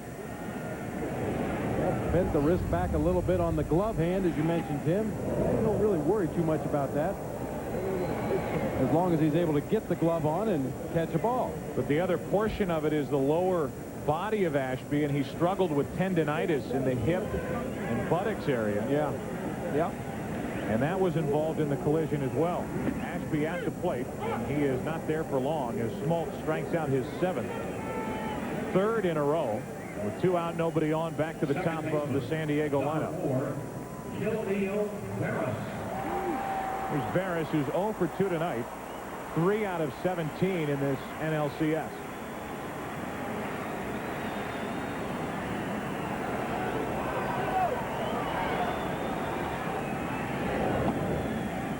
And I'll guarantee you somewhere, someplace, in some paper tomorrow morning, it'll say John Smoltz did well, but he made one mistake, and that was to King Caminiti. That was not a mistake.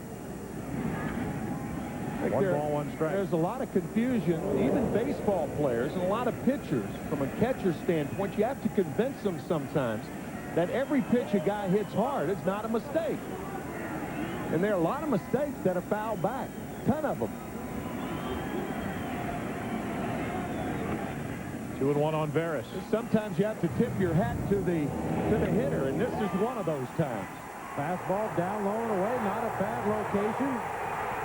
But Caminiti goes with the pitch, as you mentioned, Tim, apparently looking out over the plate to go that way. Count goes to 3-1 on Veras.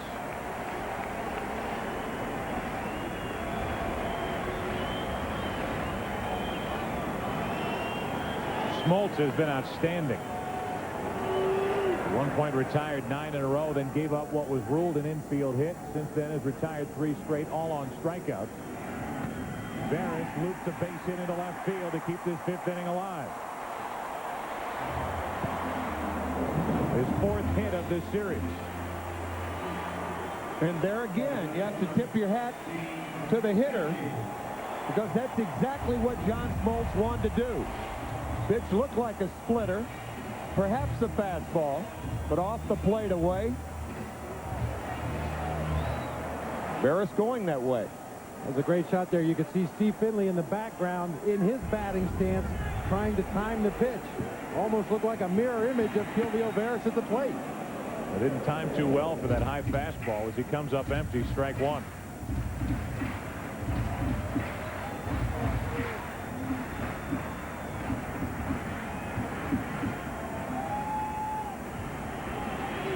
Finley 6 out of 16 in this series after having a below average year during the regular season. He is a free agent to be at the end of this baseball season. During the year, hit only .249 with 14 home runs. It's a good time for Bruce Bochy to turn Veras loose sometime during this at bat too. Smoltz wondering where that pitch was. It missed 1-1 in the outfield hits by direction for Finley. Overloaded to right field, pretty much a dead pull hitter throughout the regular season. However, in the LCS, We've seen Steve Finley go to the opposite field a lot more, especially the other night against Greg Maddux. Up the middle, Smoltz stabs it. And the inning is over. A 2-out hit by Veras. Finley grounds out. We're through 5. In Game 5, San Diego up 2-1. I'd like to show you something you're really going to like. 1010-9000. The only number you need to get directory assistance anywhere in America. It's the easiest way to find a phone number. You don't need to know the area code. Who can keep track of them? Just dial 1010-9000, tell the operator whose number you want and where they live. That's it. They find you the number, even offer to dial it for you with no connection charge. It's pretty simple, huh? I thought you'd like it. 1010-9000. Directory assistance for everyone in America. Due to circumstances beyond our control, tonight's game is canceled. Take your skates off, eh? What's up, Coach? The game's postponed. What? What do you mean? Some guy came in with a Wendy's spicy chicken sandwich. Oh, they're good. It was so hot, the ice melted. Again? Oh, for the love of Pete. Wendy's Spicy Chicken is a whole breast filet seasoned with Dave's own blend of pepper and spices. It's one hot sandwich. That's the second time this week, Dave. Sorry. Wendy's Spicy Chicken. When you're hot, you're hot.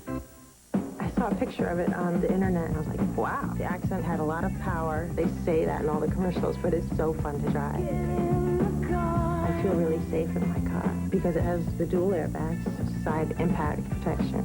Get the accent with stereo cassette for $7,499. The value is getting what I want for what I want to pay. If you drive the car, you're definitely going to become a Hyundai believer. I am.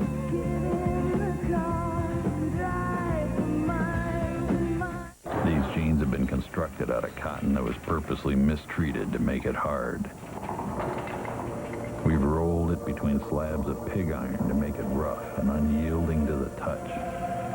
We dyed it dark as anything made out of dirt can be dyed. All with utter disregard for your dainty, petal-soft skin. Levi's hard jeans. You're welcome.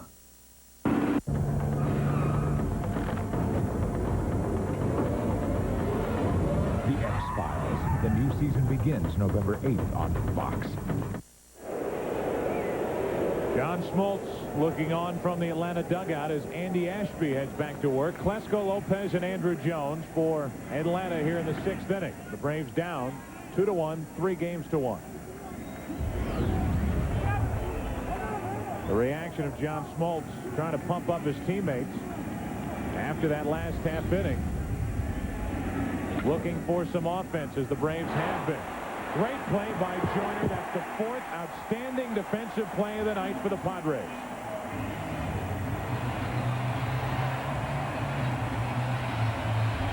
Very important for an infielder to read the hop. This hop was unreadable. Almost like a Russian novel. Good play by Joyner. The in-between hop gets Klesko. An infield defense is more likely to make good plays with a pitcher like Ashby on the mound. You know he's going to throw ground balls. You're always on your toes, ready to react. 1 out, nobody on, and Lopez takes the ball high. It's not a reference to Crime and Punishment, is it? No, it's not. Lopez at the plate.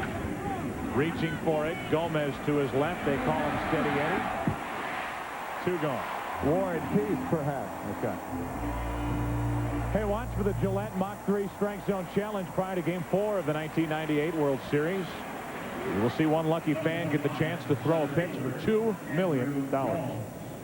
And the World Series can be found here on Fox.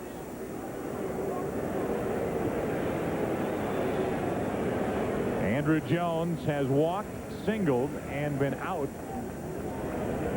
on the squeeze attempt with Smoltz at the plate. Line drive base hit into center.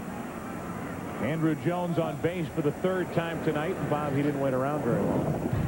Jumped on that first pitch, hooked it back up the middle of the field. That pitch looked like it was on the outer half of the plate, maybe even the outside corner. Jones takes it right back through the box, and once again, good running situation for the Braves. Their best base stealer on first base. And he has bluffed several times throughout this series, but he's You have to see him turn it loose. Yeah, there have been a number of running situations. Kilvio Veras, the bottom half of the 5th inning, and Andrew Jones several times even yesterday. And I think both teams very cautious as far as their base stealing is concerned. Base running has been aggressive, not base stealing. There goes Jones. Hernandez cannot make a throw, and the tying run is in scoring position with 2 out as Andrew Jones steals his first base of the NLCS. Well, the reason this is such a good situation, as I mentioned earlier, you have the number 8 hitter at the plate. Even if Jones is thrown out, you've got the 8 hitter leading off the next inning with the pitcher following him. Hernandez, in his effort to rush that throw to second base, just lost the handle. Padres have to be awful tempted here to walk Tucker, but they pitch to him with an 0-1 count. And Tucker lines a base hit into center. They pitch to him and pay the price.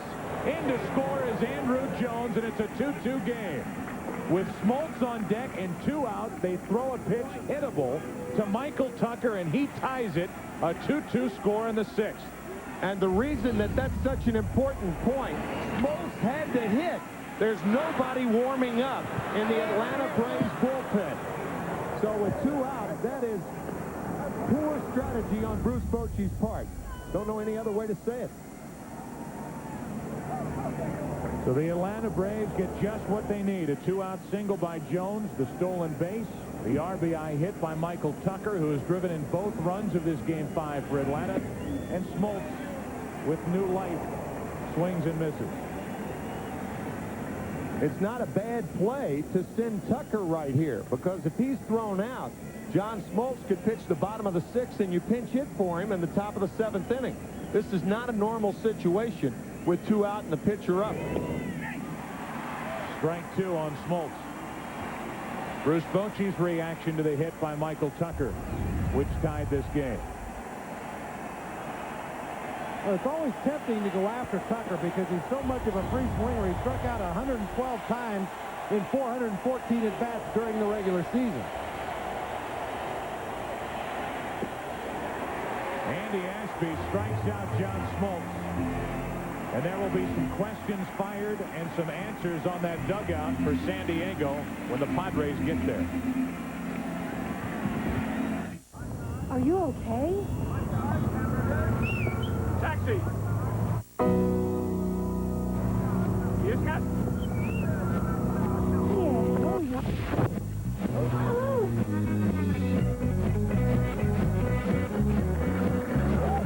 Prodigy Internet has faster download speeds, so you spend less time online and more time on life. Prodigy Internet.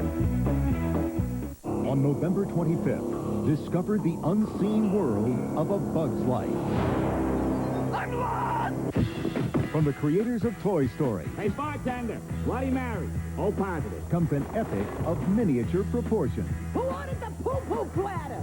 Hey, cutie! So, being a ladybug automatically makes me a girl. From Disney and Pixar. Don't look at the light. I can't help it. A Bug's Life. Rated G. Coming to theaters this Thanksgiving. Hey, turn your butt off.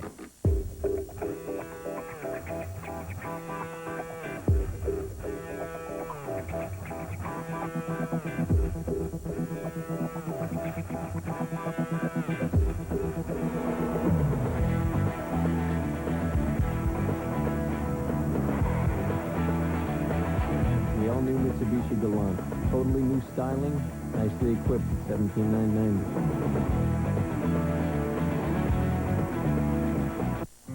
Thank you, baseball fans. Together we celebrated a new record and gave honor to the old one. Thank you for being with me 2,632 times. For making the present perfect. Thanks for helping me become the man on the mound. For making me feel like a kid again.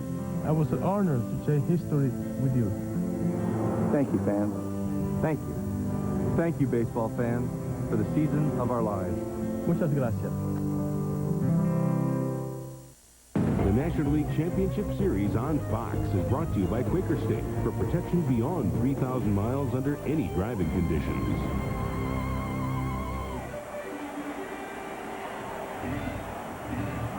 This is a look at the Atlanta bullpen, and that's the look that Bruce Bochy had with Michael Tucker up there. Nobody was warming up, so John Smoltz had to hit in that inning. Michael Tucker did hit and come through with the game-tying RBI as Gwynn swings and misses at strike one. Gwynn is 0 for 2. In the postseason, now hitting only .212 for San Diego. Gwynn, Caminiti, and Joyner. 1 ball, 1 strike from Smoltz. I think in fairness, it must be said, too, that Major League managers really try to get pitchers and catchers to work on their own and to pitch around batters. The onus cannot be thrown only on the manager, but he can take the monkey off their back. Here's a fly ball into left center. Andrew Jones is there, and Gwynn is 0 for 3. By walking the batter. That's how the manager can alleviate all the second guessing and all the problems as you just put him on. All that stuff about not putting the go-ahead run on in the middle of the late inning, not with the pitcher coming up. You throw the book right out the window. Caminiti now. Ball 1. Bob, I thought the reaction shot of Bochy kind of led along with what Tim was saying. I think he thought his pitcher and catcher were wise enough to the situation and was surprised that they gave Tucker something to hit. Yeah, Tucker's a good low ball hitter. Ashby went after him with a low sinker. Granted, the ball was on the outer half of the plate, but to a low ball hitter, that's a mistake. That's right. You may say, boy, that was a good pitch. It was down around the knees on the outside corner, but for a low ball hitter, that's where they like it. That is not a good pitch. The 2-0 pitch to Caminiti. Trying to unload and coming up empty, 2-1. Caminiti hit a 2-run homer in the first inning. That's all the scoring for San Diego, and John Smoltz really has been in complete control since the first.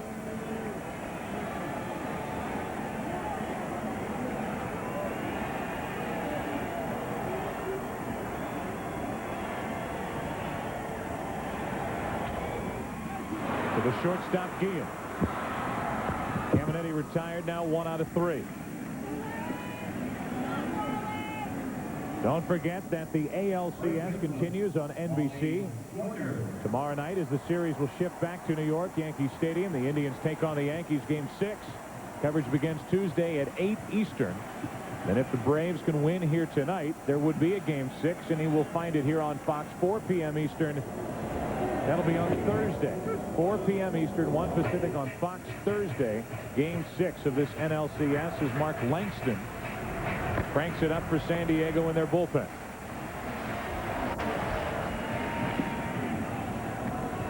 Oh, 0-2 in a hurry on Wally Joyner. Every time a foul ball is hit around home plate, it kicks up a cloud of chalk dust. I don't know that I've ever seen quite as much chalk around a home plate area in a game in my life. Look at that. Wow. It's like Tammy Faye's makeup down there. It is heavy. Look at all that.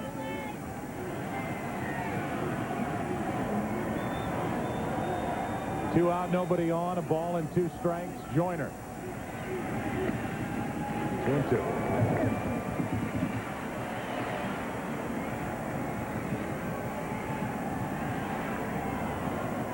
Joyner has a hit tonight.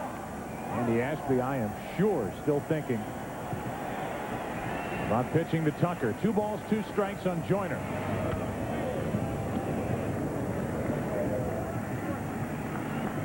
Jim Leyritz went deep here last night. His 7th postseason home run and 43 at-bats.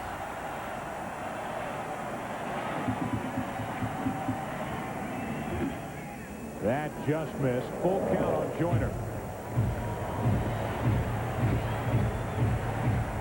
Vanderwall next.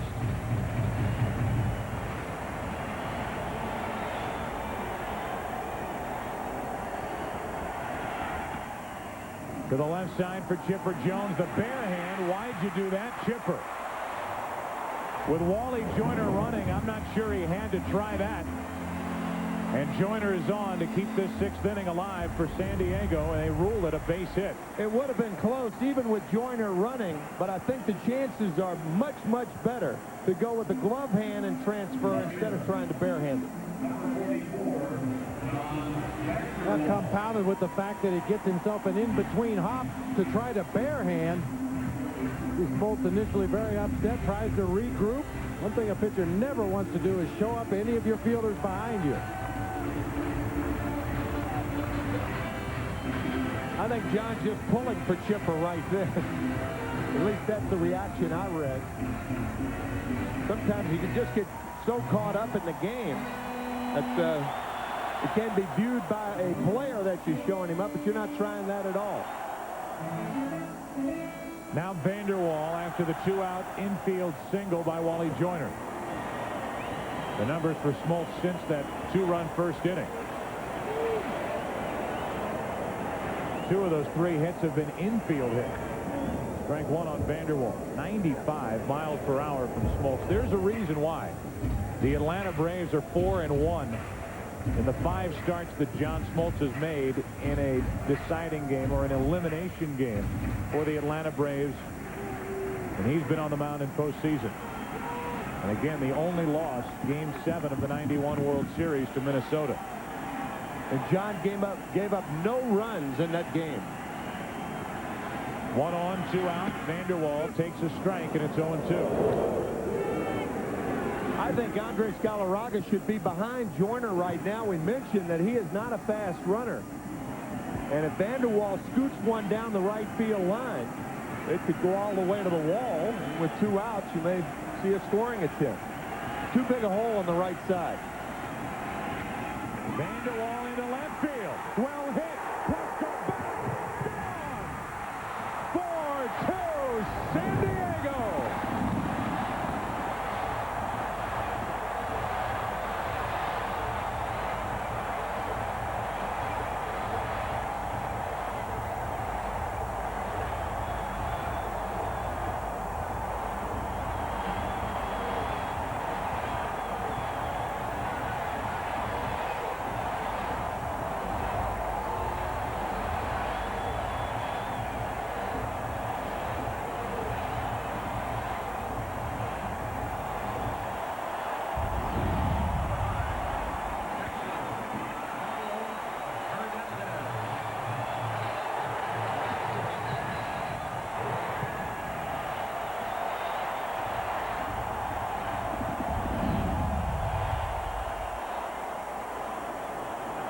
Hernandez, a short fly down the right field line. That's a hit. Galarraga will watch Hernandez try to get to second, tagged out to end the inning, and nobody in this stadium could care less. John Vanderwall, the unlikely hero with his first career postseason home run. Back after this from your local Fox station.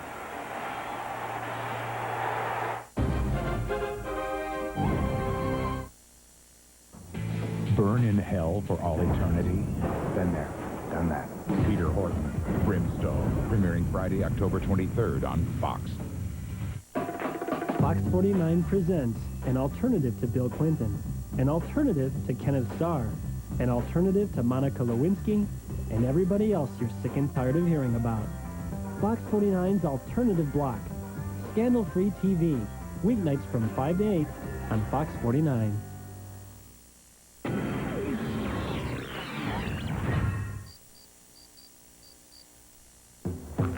The Carl's Jr. Superstar. If it doesn't get all over the place.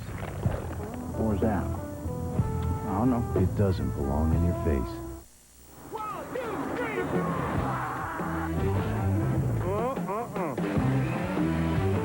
Oh, you cookie!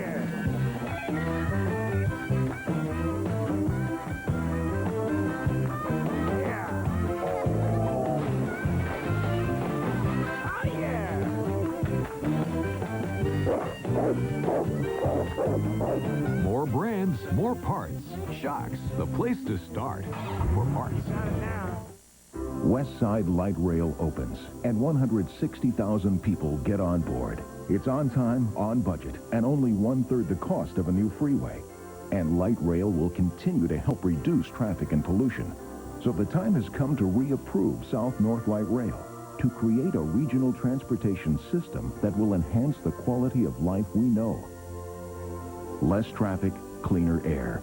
That's a future we can live with. Vote yes on light rail. 12, 47, 11, and the final winning lottery number is...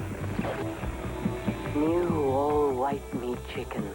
Tender slices of grilled white meat chicken now in the gorditas you know and love.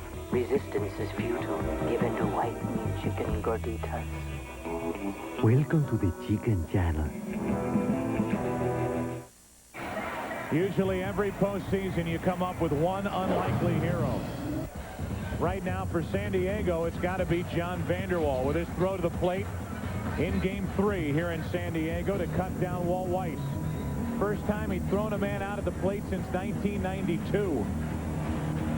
And he's come up with big hits in the division series against Houston, but no swing, guys, bigger than that against John Smoltz in the bottom of the 6th inning, as he is now gone and Ruben Rivera takes over in left.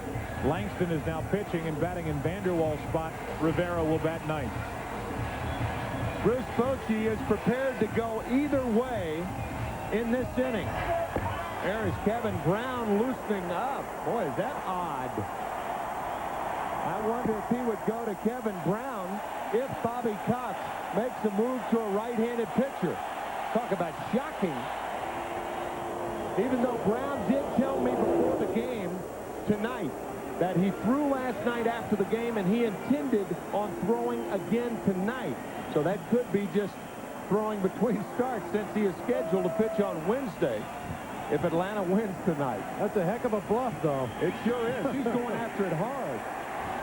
1 ball, 1 strike on Guillen as he takes on the left-hander Langston. Langston, if nothing else happened last night for the Padres losing 8-3, they got Langston 1 inning. In his 15-year Major League career, his first postseason pitches. A ground ball deep short. Guillen will beat it. And Ozzie Guillen has 3 hits tonight. 3 out of 4. And that'll bring the tying run to the plate here in the 7th inning. This is Tony Gwynn's 5.5 hole right here. Just past the third baseman. Force that shortstop to backhand the ball deep in the hole. Gomez can't get anything on the throw, and he ain't able to beat it out easily. I think Greg Colbran is going to be announced, and I think Kevin Brown could very possibly be in the game. Think about the logic. If he pitches 3 innings here tonight, max, and the Braves do come back and beat him, he'll have tomorrow and then Wednesday and then start on Thursday if necessary. Brown's in the game. I can't. This is shocking. This place is going to come down when he comes out of the bullpen.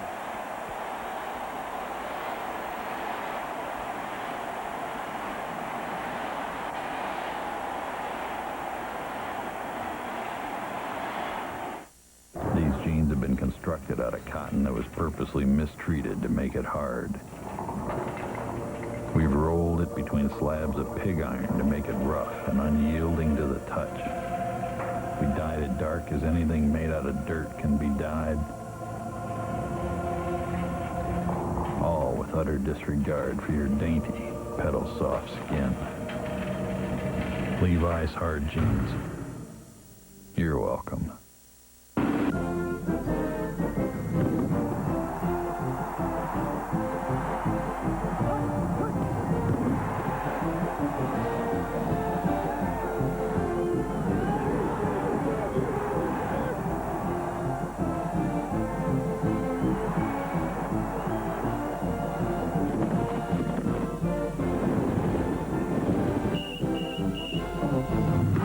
When you have it your way, it just tastes better.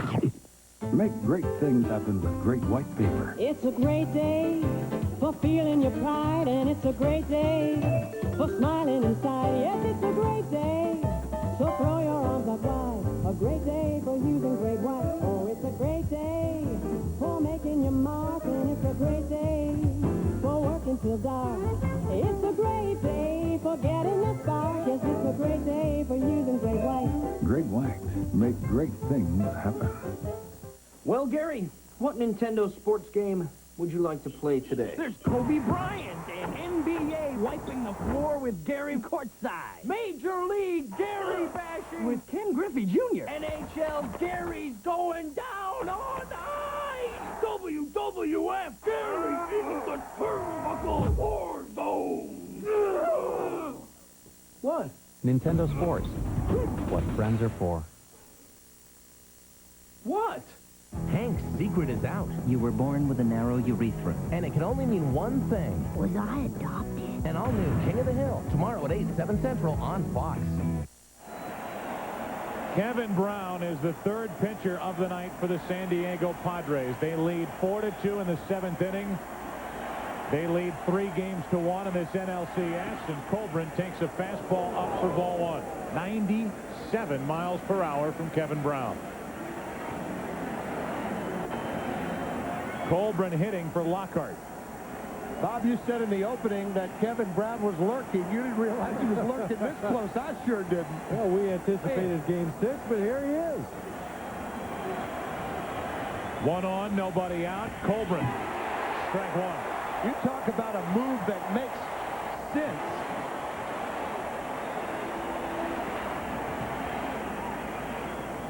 The third relief appearance in the career of Kevin Brown in the big leagues.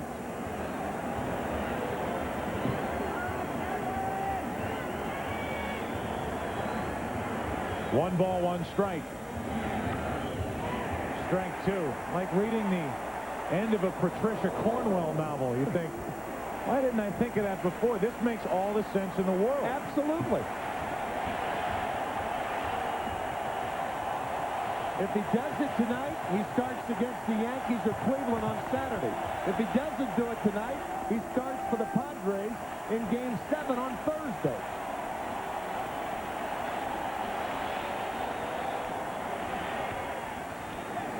Colburn had better crank it up another notch. He has been late on every swing, and he's set up here at 1-2.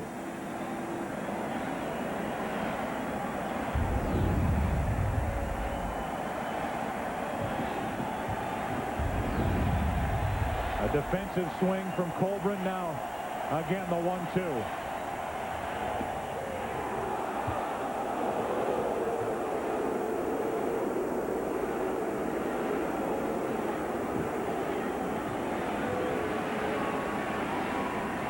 Conceivably 3 innings left for the Atlanta Braves, and they could face one of the game's most dominating starters and the game's most dominating closer, with Trevor Hoffman down in that Padre bullpen.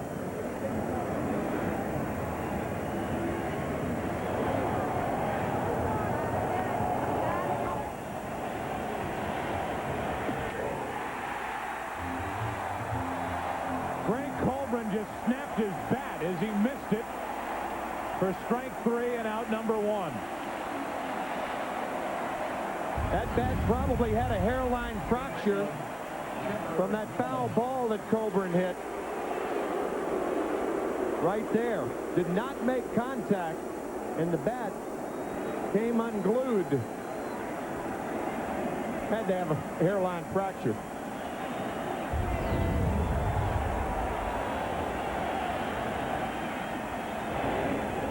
Strike 1 to Chipper Jones. Kevin Brown made a relief appearance this season on July 4th and struck out the side against Colorado. Strike 2.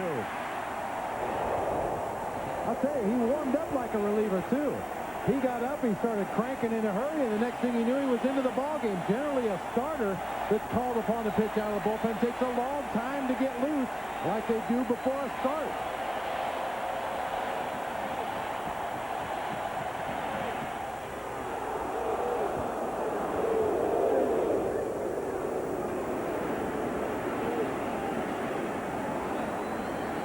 Chipper Jones thinking about that moving fastball that Brown struck him out on the other night in Atlanta. That's foul. Jones had a pretty good swing at that pitch. I think Chipper was looking inside then. Sometimes you don't look one pitch or another. You look an area. Remember, Chipper Jones told us that. Look inside or outside against Kevin Brown.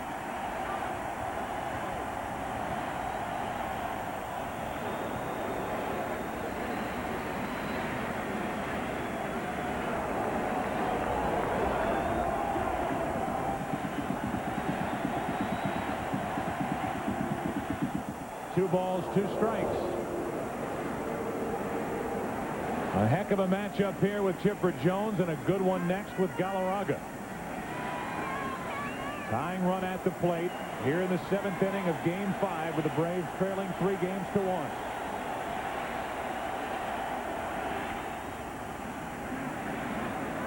Down the line, trying to get out of play, and it will. Still 2-2.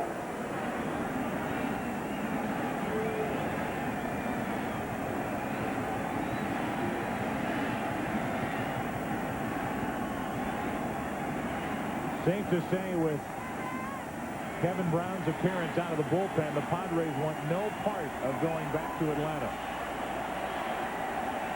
They have a 2-run 7th inning lead here tonight in Game 5, and they want it to end tonight. Jones stepped out.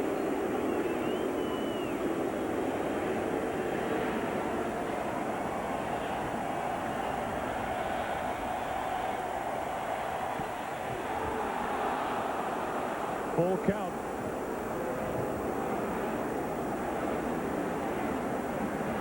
And with 1 out, we'll see if the Braves start Guillen at first. Even though they trail by 2, I think that's the right thing to do right now. Absolutely. I agree with you, Tim. Going as Jones pops it into shallow left. Rivera.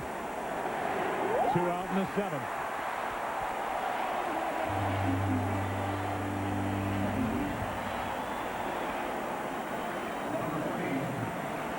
You always run the risk of a strike him out, throw him out double play, but against Kevin Brown, the ground ball double play is more likely. You want to have an opportunity to get the big cat to the plate with a runner on base, a possibility to tie the game with 1 swing of the bat.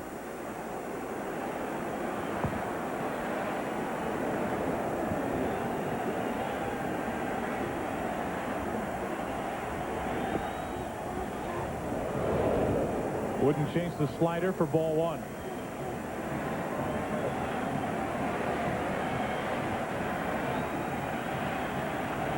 John Smoltz with his glove already on his left hand.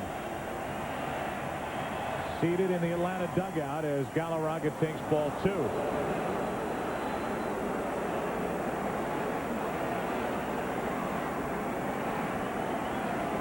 You always give a pitching advantage, at least in the 90s, to the Atlanta Braves, but right now with Brown on the mound and Hoffman in that bullpen, a 2-run Padre lead, they have the advantage as Galarraga takes strike 1.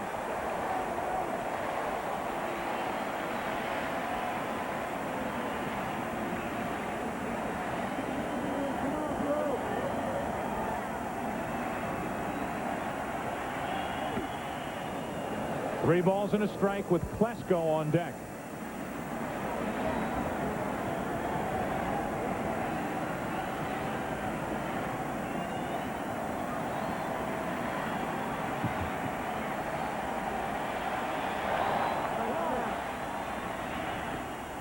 Inside corner, full count.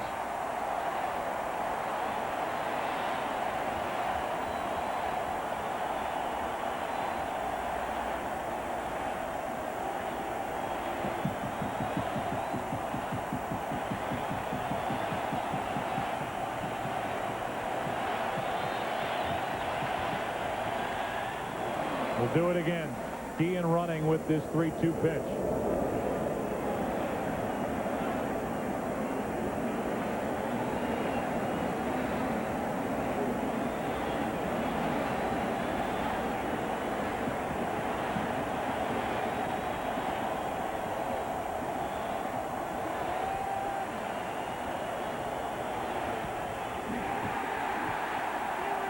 Kilvio Veras.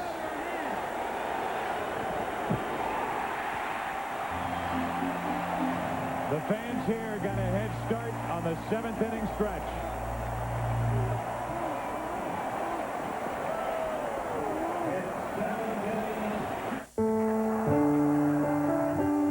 programs, $27. 5 hot dogs, 6 pennants, $45. 1 big puppy hen, $6. Their first big league ball game, priceless. There are some things money can't buy. For everything else, there's MasterCard, the card at the heart of Major League Baseball. At Boston Market, you can get the chicken America loves and the deal America wants. Now you can buy a whole chicken at Boston Market for only $5.99 and great side items starting at just 99 cents. So tonight, take home the chicken America loves only at Boston Market. See Meineke today and save. For a limited time, save a big 50% off lifetime brake pads and shoes. At Meineke, you won't pay a lot, but you'll get a lot. I guarantee it.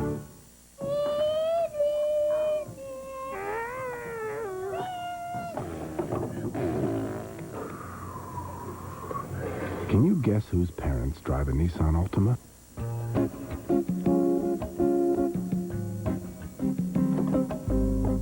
Hi, Mom. Buddy? The remarkably quiet Nissan Altima. Enjoy the ride. Right now, get $1,000 cash back on the purchase of any '99 Nissan Altima. In a world where every second counts, a quick call can make a big difference. Cordell, I think the safety valve on the bridge. All right. Thanks, Pop. That's why now all calls under 30 seconds are free. Introducing Sprint Sense Anytime, where all calls are a dime a minute and calls under 30 seconds are on our dime. Call 1-800-PIN-DROP for Sprint Sense Anytime. Thanks, Pop. The National League Championship Series on Fox is brought to you by Propecia. Talk to your doctor today.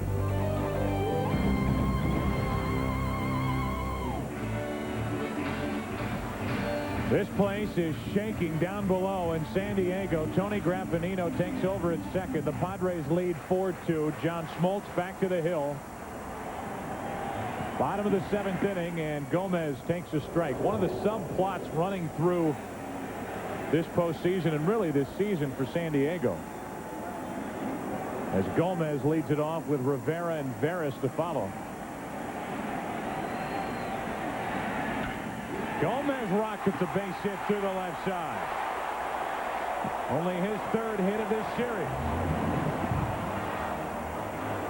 The subplot, Bob, is the future of baseball, not necessarily in this city, but in this ballpark. As Proposition C on November 3rd ballot, which will ask for funding for a $411 million downtown stadium. And the Padre personnel would like November 3rd to be tomorrow and Kevin Brown to stand at the ballot box. Rivera takes a pitch up, but the age-old debate rages on if public money should be used to finance a stadium. That's what the folks here are faced with. And you try to get a gauge on the future of Proposition C. You really don't get a good feeling one way or the other. Everybody around here says, oh, sure, it'll pass, but we know better than that as Rivera pops it foul, trying to bunt, and Galarraga, great effort. Strike one, 1-1. Well, you know, the people here at the ballpark tonight are all in favor of Prop C, but it remains to be seen on November 3rd. Rivera with an attempted sacrifice bunt here, forced out of the batter's box by that fastball. And Galarraga with a great effort. Rivera has put down one sacrifice before this season, but a situation he's not totally comfortable with, if the first 2 attempts are any indication. The interesting thing is, Tim, that the Atlanta Braves faced the Florida Marlins last year in the NLCS. And were kicked out of the postseason by the Florida Marlins. The Florida Marlins are kind of going through the same thing with the stadium issue very much up in the air in Florida, as well as ownership of the Florida Marlins, as the 1-1 is fouled back. Wayne Huizinga is trying to sell. John Henry is the proposed buyer. And we know what happened to the Florida Marlins after winning the World Championship last year, gutting the payroll. Enough to make any baseball fan cringe with what happened with the Marlins as Rivera takes it low and away. And the first base umpire, Steve Ripley, rings up Rivera, much to his disgust. I don't think it will be as drastic here in San Diego if Proposition C does not go through, as it looks like Ruben Rivera went through. I think the public has to decide whether enough private funds are going to be contributed in the mix. I guess that's what the people who give the private funds have to determine also. I understand the tax money raised will be from hotel taxes. And it would be a downtown stadium, which so many are in favor of here in San Diego. The baseball fans with that Gaslamp Square district down there, and the baseball stadium would be right there. And if these Padres get to the World Series, it would be an enormous boost for the efforts on the part of the San Diego Padres. And here's a look at the design of that proposed stadium. $411 million downtown near the water.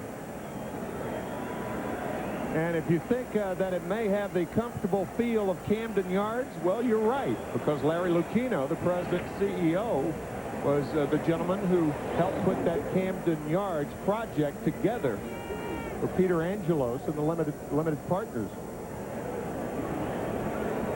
Tim, I agree with you, though. I don't think it'll be as drastic if it doesn't happen here in San Diego, because the people here, not with these folks, including John Moores, too big of baseball people for that to happen. Ground ball to the right side. Galarraga flips to get past Smoltz. Gomez will head to third, and it's first and third, one out.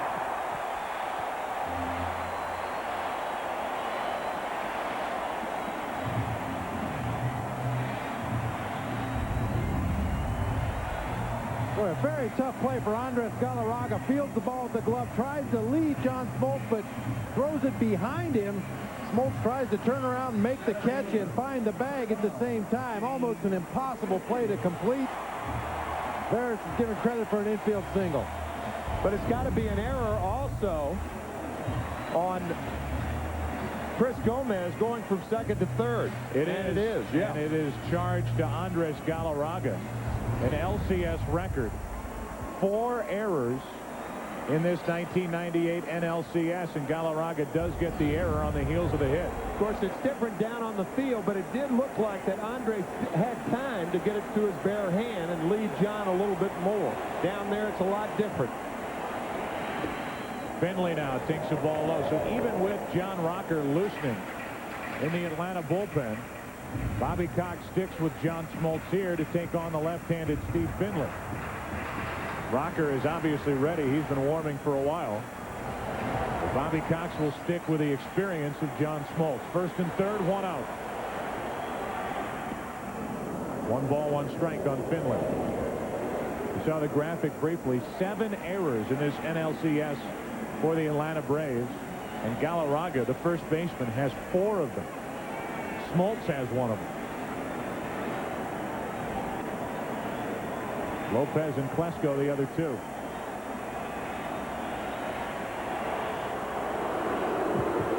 I think John Smoltz is smelling a squeeze right here. The Padres have a 2-run cushion. If a squeeze doesn't work, Finley still has a chance to drive in a run. Because Barris would be at second base. The 1-1. Off the plate to the first baseman, Galarraga. Throw home. Out at the plate is Gomez, even though Lopez dropped it after Gomez was tagged for the out, 2 away. No argument from Bruce Bochy. Good play by Galarraga. A throw on the run to Lopez, and he made the tag. Yeah, that's a good call right there. He certainly had it long enough. Yeah, the tag had been completed. You can clearly see Javi Lopez reaching the bare hand into the glove. Lost the ball at that point.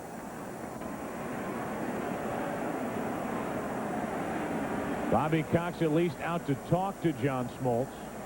With Gwynn coming up, the fielder's choice 3-2 on the ball hit by Finley. It's 2 on, 2 out. And Bobby Cox is going to make the change. John Smoltz gave the Braves, the Atlanta fans, everything he could here tonight. Has nothing to be ashamed of as he walks off. But the facts, bottom of the 7th inning, Padres up 3 games to 1, leading Atlanta 4-2.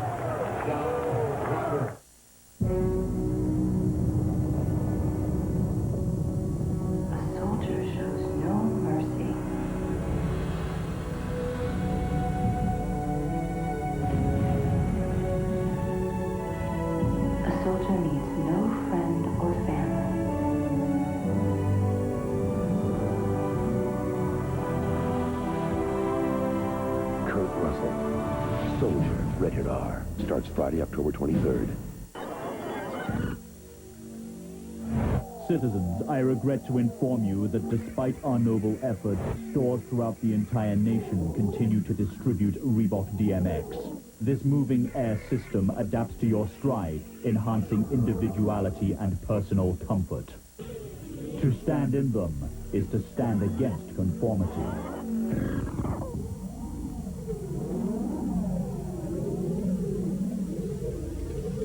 The sun becomes blood. Flesh-eating locusts devour the cities. Mountains erupt. Rivers burn. Those left alive beg God to kill them. Meanwhile, their Levi's hard jeans wonder what all the fuss is about. Levi's hard jeans. Not just tough. Armageddon tough.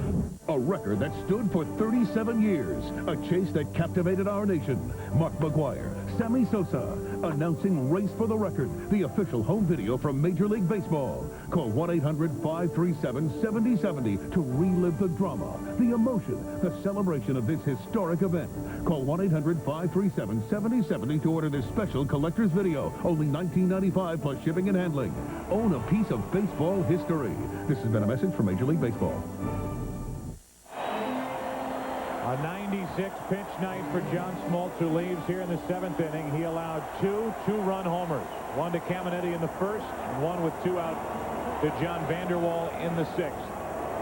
Still responsible for 2 men on, 2 out, and here's John Rocker to work to Tony Gwynn with the Padres leading 4-2.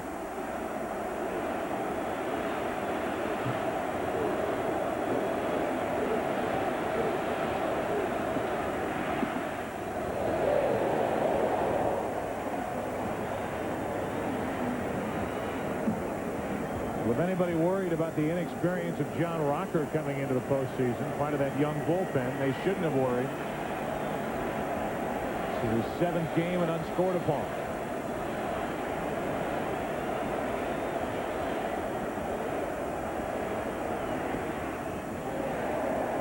Two 2-0 on Gwynn. Padres got 2 runs in the 1st inning. Atlanta got runs in the 4th and 6th inning to tie it. Bottom of the 6th inning, John Vanderwall, a 2-out, 2-run home run. And it's a 4-2 San Diego lead, and they have Kevin Brown in the game. Right now it's Rocker to Gwynn. One hopper to short, the throw across by Guillen to end the inning. We go to the 8th inning. Kevin Brown back to work. Klesko, Lopez, Andrew Jones coming up for Atlanta, down by 2. And now, a story of life and death. John was brilliant. Who misses brilliant conversations? John knew everything. Well, Mrs. Knowledge. John wrote that consolidated contract and didn't even tell us where he put it. Now they're really consumed with grief. If only they knew. John scanned all of his documents into the Xerox Document Center. He made them digital and put every last one of them on the company website. I wonder what John would do in this situation. You check your website to see that the Xerox Document Center scanned in the consolidated contract. Yeah, I just had a thought. Oh, there's a good place to start. You don't think John scanned the contract into the Xerox Document Center? Xerox Document Center, do you? John was smart, but he wasn't that smart.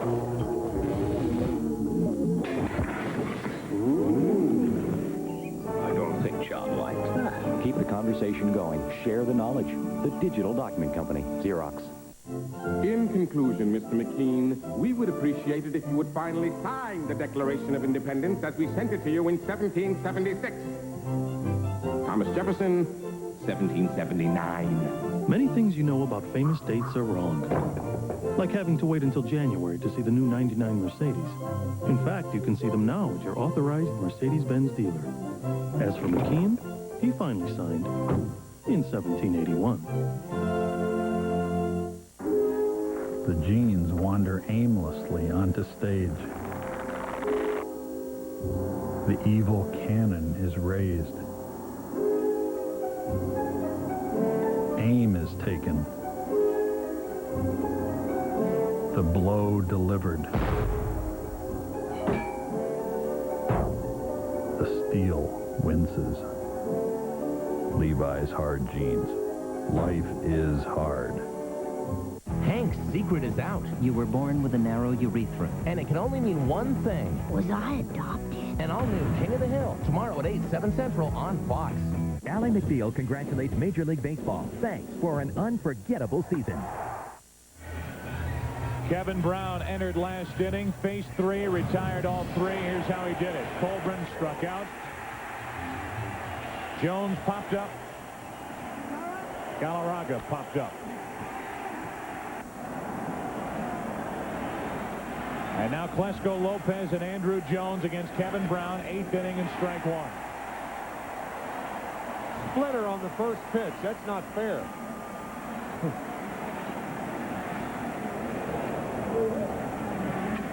Another broken bat. And that'll get back and out of play for strike 2. You know, if you're the Atlanta Braves, you probably never thought you'd think this, but they're probably looking forward to getting Trevor Hoffman into the ballgame. He gets jammed so badly on a check swing, the bat snaps in half. Hey, you have to wonder right now whether Trevor Hoffman will be the pitcher tonight. The way Kevin Brown's throwing. I agree. It'd be tough to take him out. Yeah. Which Bruce Bochy did in Houston in Game 1 of the division series. Of course, he had worked 8 innings then, and you can more understand it. But right now, he's just getting loosened up.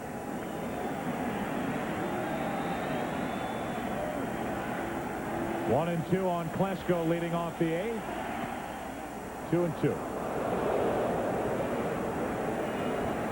Kevin Brown, since entering last inning, has thrown 25 pitches, and people who know him say he's got one of the most resilient arms in the game today as Klesko fouls another out of play. It seems like the more he throws, the more his pitches move. A lot of sinker ball pitchers are that way. Their arm is a little bit tired. They tend to get better movement on their pitches.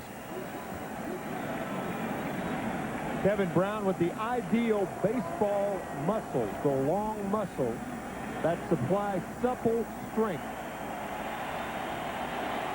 Kevin Brown ever wanted to be a closer, which he evidently did not in his days with Baltimore. Anybody who's getting a good look at Brown here coming out of the bullpen and what he's doing to one of the best hitting teams in baseball, even though the Braves haven't hit much in this postseason. Getting a good idea of what he could do out of the pen. The 3-2 pitch. Klesko just got a piece of it to stay alive.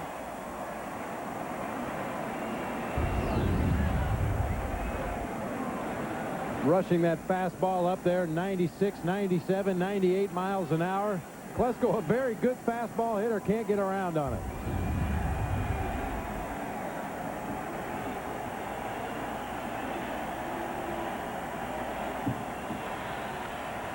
Klesko got around on that pitch. 95 miles per hour and fouled away to keep it 3-2. Brown had a full count on Chipper Jones, got him to pop up. Full count on Galarraga, got him to pop up. And he's full on Klesko, leading off the 8th.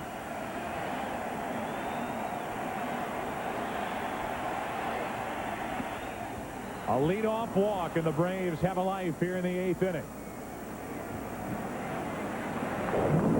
Against Kevin Brown in Game 2, the Braves did have runners on at first and second and nobody out. That was in the 2nd inning when Galarraga walked, Klesko walked. But Brown, as he is very capable of doing. Got the big double play ball. This is a key moment in this game right here with Lopez up. The tying run at the plate here in the top of the 8th inning. To the left side, diving stop. Gomez safe at second, and the first two are on for Atlanta in the 8th. An infield hit by Javi Lopez. Good effort by Gomez, but Klesko got to second in time. Nice stop by Chris Gomez. As Bobby Cox told us in Atlanta, as we saw in Atlanta, Ryan Klesko is a lot faster than you realize. That ball was hit right on the button, got to Gomez in a hurry, but Klesko hustling all the way and calls his own.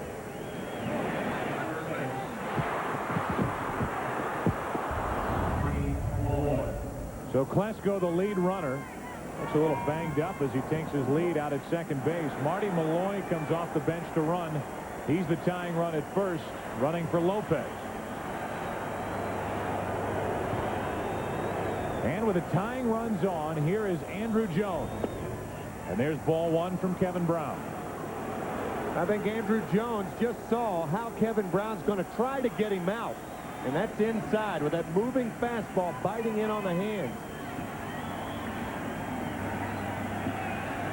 2 on for the Braves, nobody out, and a strike to Andrew Jones. Donnie Wall, the right-hander, getting ready for San Diego out in their bullpen. But right now it's Brown against Andrew Jones. 2 on, nobody out. 4-2 San Diego, 8th inning. Strike 2.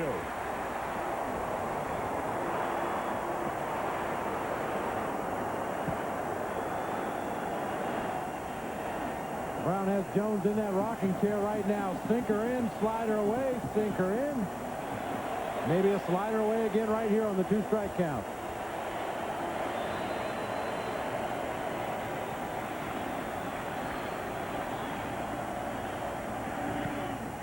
Little pop-up to the right side for Joyner. 1 out. Remember with Army, Blanchard, and Davis, inside, outside. Well, that's Kevin Brown with Andrew Jones. The first pitch misses inside. Slider for a strike. Fastball for a strike. Slider, as Bob called it. So Andrew Jones is retired for the first time tonight. Michael Tucker walks in. Tucker has the only 2 RBIs on the night for Atlanta. That rocking chair is an interesting theory, isn't it? You get a guy going back with the inside sinker and going forward with that slider. That is a very uncomfortable feeling for guys who want to be comfortable in the batter's box. Now, so much of hitting is balance, and if you're constantly back on your heels, up on your toes, back on your heels, it's tough to put a good swing on the ball. 2 on, 1 out for Tucker. By the way, with Donnie Wall loosening up in the San Diego bullpen, nothing against Donnie Wall.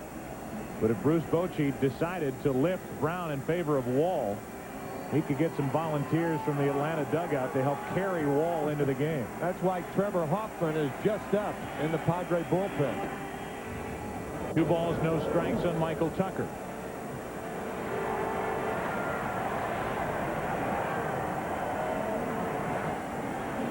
Donnie Wall, by the way, has a save in this series. He got it in game 1 in the 10th. 3-0 on Michael Tucker, and it's getting better and better for Atlanta here in the 8th.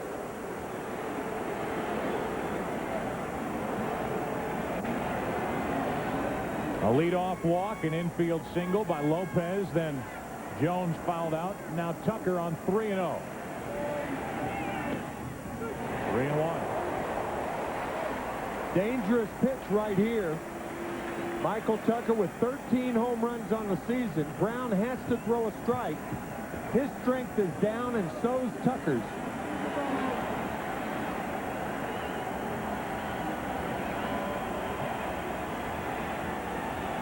The 3-1 pitch to Michael Tucker. That's a foul ball to run it full again. It's his 4th full count since entering last inning for Kevin Brown. Got to send the runners here, too, don't you? Ground ball pitcher, Michael Tucker. You're almost forced to send the runners in this situation, I think. I also think this is a good situation to run into a strike him out, throw him out. Tucker, as I mentioned, struck out almost a quarter of his at-bats during the regular season. Brown very much a strikeout pitcher when he does not give up the ground ball. Brown stepped off. And there's no easy answer here for Bobby Cox. No.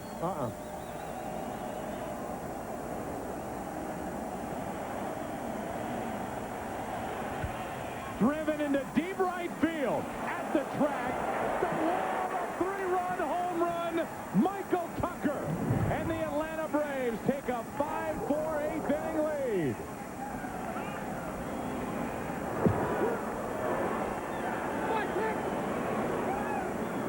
Michael Tucker with all 5 Atlanta RBIs tonight out of the number 8 spot in Bobby Cox's lineup.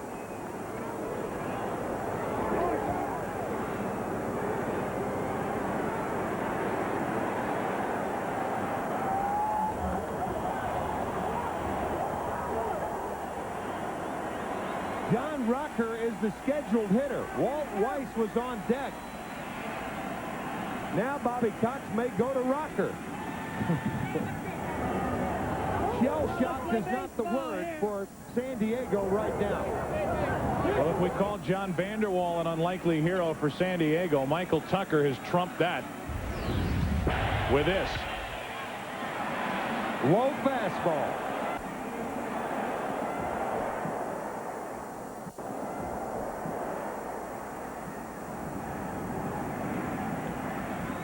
And with that swing, Kevin Brown's night is finished.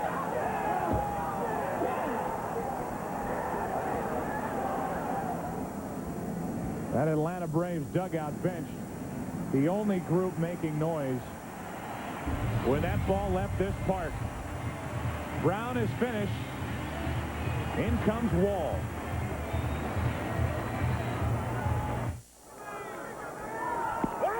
Batting next, Mark McGuire.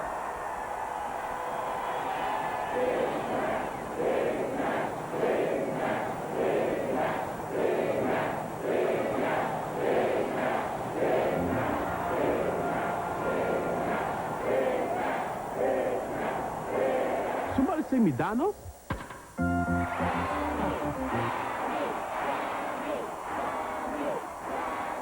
Hello, baby.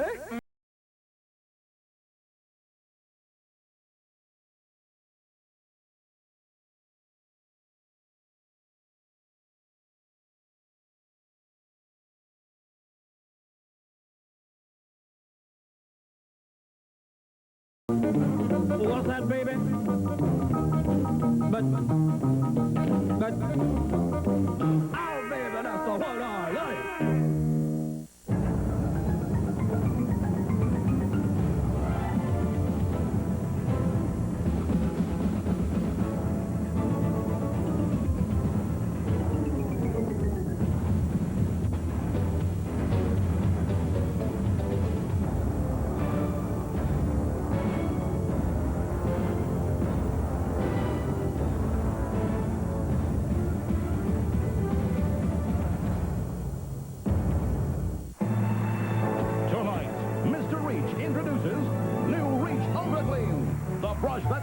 To deliver a superior clean.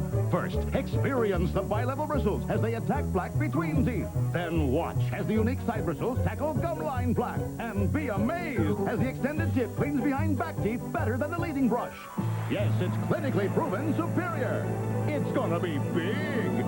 New Reach Ultra Clean Toothbrush. Don't just brush, reach. Against one of the most feared pitchers in the major leagues, the Atlanta Braves come up with 3 runs here in the 8th inning to take a 1-run lead, and Donnie Wall takes on John Rocker. This postseason does have a save, and that came in Game 1.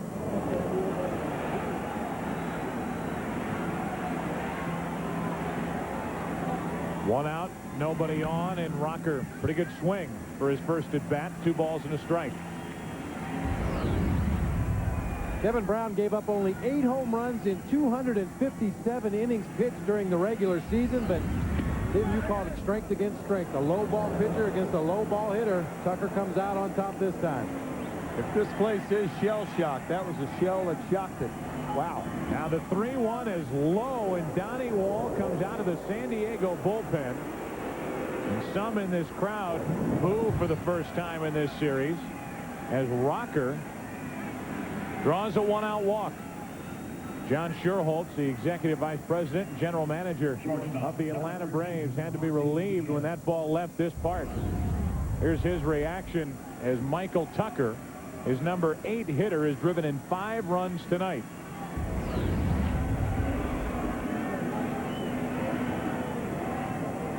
All smiles right now, but there's a long way to go in this one.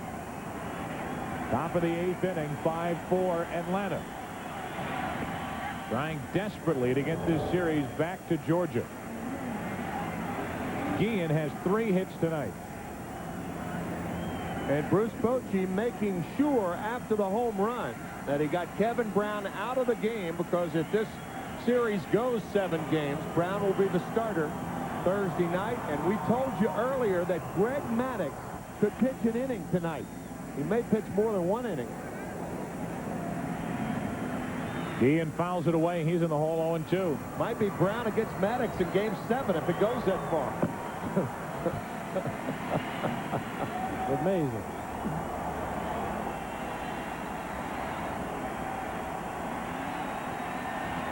The 0-2 pitch. Guillen strikes out, 2 gone. With Rocker at first, the batter will be Graffinino. The San Diego Padres in the bottom of this 8th inning will have Caminetti, Joyner, and then the pitcher's spot due.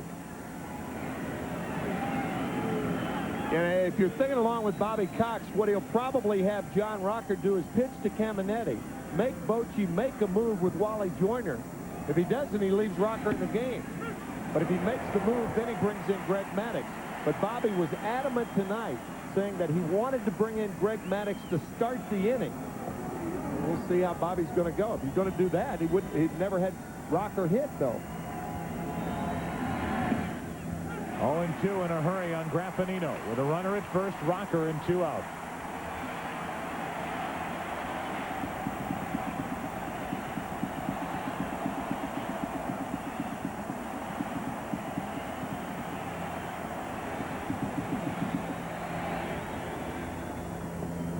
Ball and 2 strikes. He had a shot of Jim Leyritz over on that San Diego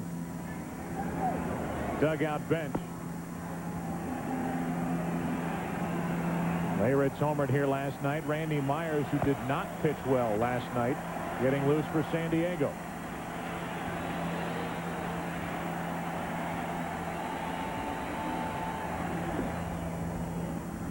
Two balls, 2 strikes.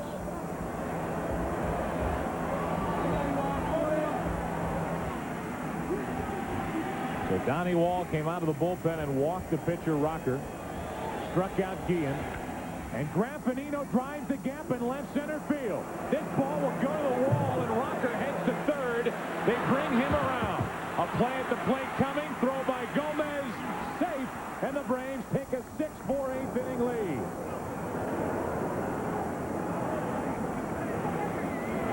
That ball got away at the plate. And they are going to award Graffinino home plate to make it a 2-run swing and a 3-run Atlanta Brave lead. And credit John Rocker with that. Knocking Carlos Hernandez head over tea kettle at home plate. John Rocker, who has said that he wants to throw the ball 100 miles an hour before his major league career is over, is running 100 miles an hour here. Good relay from Finley to Gomez. The throw short hops Hernandez a little bit at home plate. He was trying to hold his ground and block the plate. But Rocker got there about the same time, and the ball gets away. Rocker 6'5", 230. About 500 pounds right there. So the ball at the end of the play evidently left the field of play. And on that, Graffinino was awarded home plate to make it a 7-4 Atlanta 8th inning lead. So you can trace these last two runs as Graffinino comes through right back to a walk of the pitcher by Donnie Wall.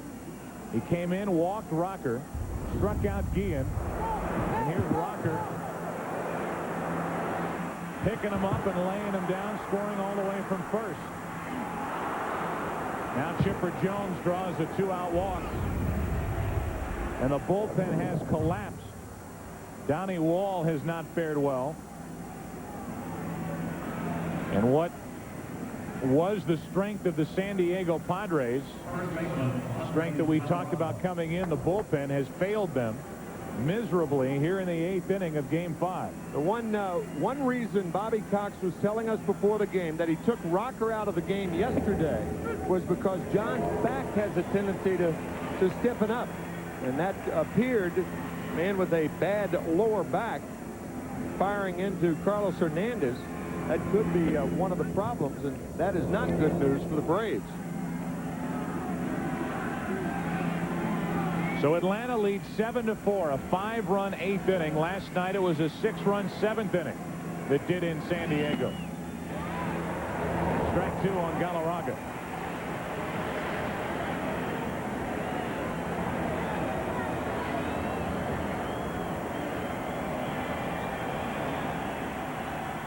Maddox still lurking down in that Atlanta bullpen. A ground ball to third. Caminiti's throw across to get Galarraga to end the inning, but not before major damage. There's the biggest swing. Michael Tucker, the 3-run shot, and Atlanta now carries a 7-4 lead.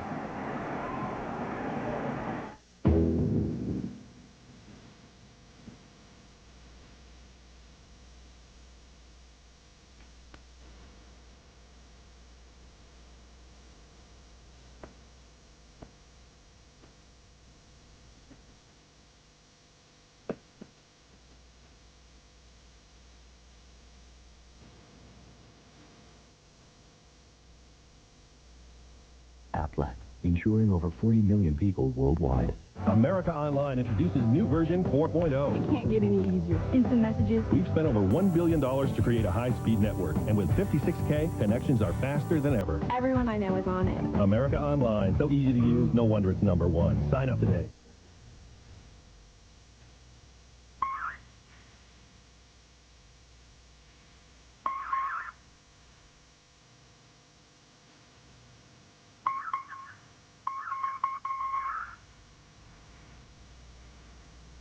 What a wonderful. Fortunately, there's Nasonex nasal spray, an effective nasal allergy prescription medicine taken once a day that relieves sneezing, itchy runny nose, and congestion, indoors and out. Now that's wonderful. Nasonex, what good days are like every day. The most common side effects were headache, viral infection, sore throat, nosebleeds, and coughing. Now, Mr. Wells, we're going to monitor your thoughts. Listen carefully. Your boss wants to have a talk with you. You're being audited. It's 110 degrees in rush hour traffic. You're stuck in a used car. Mr. Wells, a used car. Mr. Wells, are you paying attention? National League Championship Series on Fox is brought to you by Mercedes-Benz and by Nicorette Gum. You can do it. Nicorette can help. High above the stadium here in San Diego, the Goodyear Blimp Eagle has been providing aerial pictures all night long at the controls pilot Joel Chamberlain. 1998 is the 100th anniversary of Goodyear and the 73rd for its blimp fleet. Camera person, by the way, Javier Estrella. And John Rocker goes back to the hill as Gerald Williams takes over for defensive reasons in left field. Klesko is finished. Eddie Perez is the new catcher. You remember they pinch ran Malloy for Javi Lopez. And it's Rocker back to the hill to deal with Ken Caminiti. By the way, at the end of tonight's game, Bob Tim and I will select the Chevy truck player of the game. And that's gone back and forth and back and forth. Kevin Brown absolutely rolling along.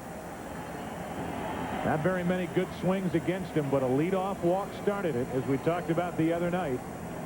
Then an infield hit, and then a 3-run home run from Michael Tucker on a 3-2 pitch.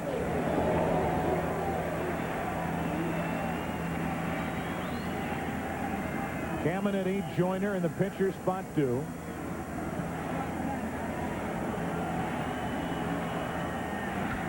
Caminiti pops it into right center. Andrew Jones is there. And that's out number 1 here in the bottom of the 8th inning. Here is our game summary as we play in the bottom of the 8th inning. Ken Caminiti, a 2-run home run way back in the first. Vanderwall in a tie game. A 2-run home run in the 6th inning with 2 out. Michael Tucker, though, the 3-run shot off Kevin Brown. Tucker's driven in 5 runs tonight. And Tony Graffinino, you might trace this game and its result back to the walk to John Rocker handed out by Donnie Wall. And eventually, after Guillen struck out, the 2-out RBI double as they scored it on the part of Graffinino, who was awarded home plate as the throw left the field of play, with Rocker, the pitcher, sliding in safely ahead of the relay from Gomez. Joe, you're right. Those were 2 huge runs. As a matter of fact, Jim Lahrich was scheduled to pinch hit for Wally Joyner, but Bruce Bochy correctly putting Andy Sheets in front of him, so he'll have somebody on base perhaps. Andy Sheets fouls it out of play right side. So Joyner is finished for the night, 2 out of 3.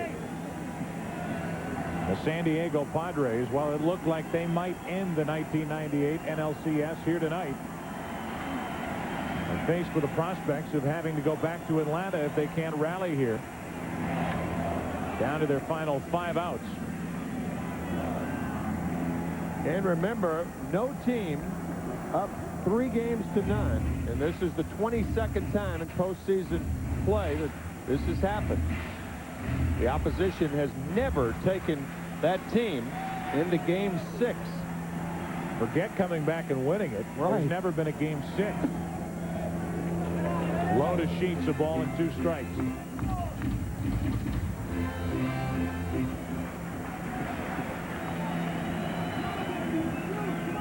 And this crowd, which was rocking and rolling, is quiet now as Sheets takes a ball high. It's 2-2.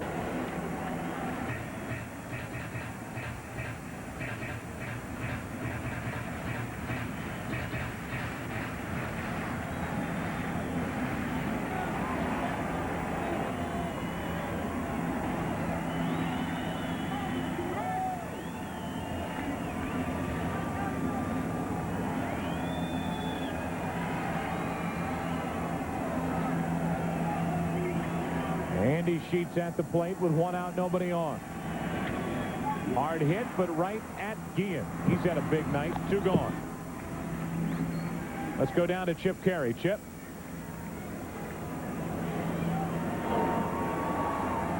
All right, Joe, thank you very much. Before this half inning started, Michael Tucker, who hit that dramatic home run for the Braves, went up to John Rocker, the young left-hander, and said, hey, this is a big spot. Calm down. Rocker's nickname is Marmaduke. This young pup has had a big night tonight. They wanted to make sure he concentrated on the task at hand, and that's mowing down the Padres here in the 8th. Back to you upstairs. He has faced 3. He has retired 3, and it looks like that'll be it. 1 more inning for John Rocker, and he has been unscored upon in this postseason. Rocker, what a job tonight. Now it's Cianez's turn in the 8th.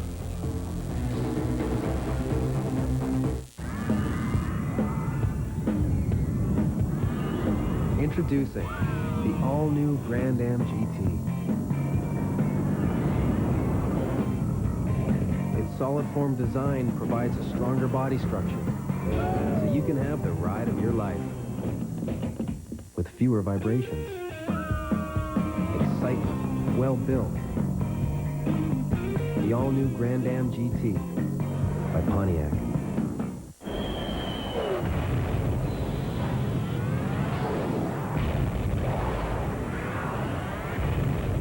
break through to the new world of Mach 3 from Gillette. The first triple blade shaving system. 3 blades specially positioned to shave progressively closer. You take 1 stroke, it takes 3. So you don't have to shave the same area over and over, which means less irritation.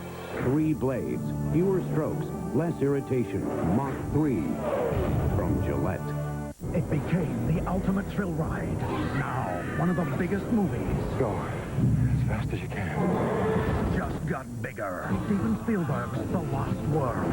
See it with new scenes added. I need you to send rescue immediately. It's coming back! The Lost World. Sunday, November 1st on Fox.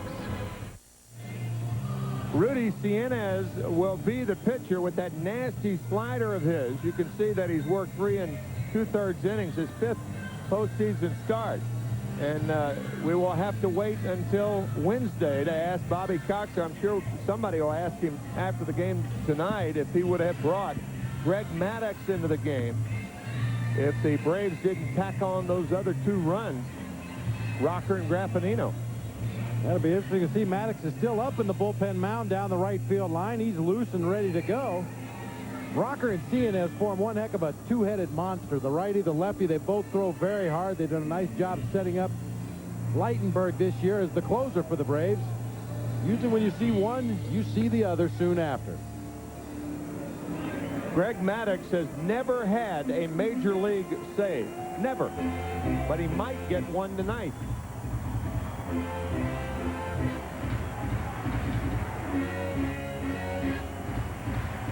Here in the bottom of the 8th inning, Jim Layrich will come off the bench and bat for the pitcher spot.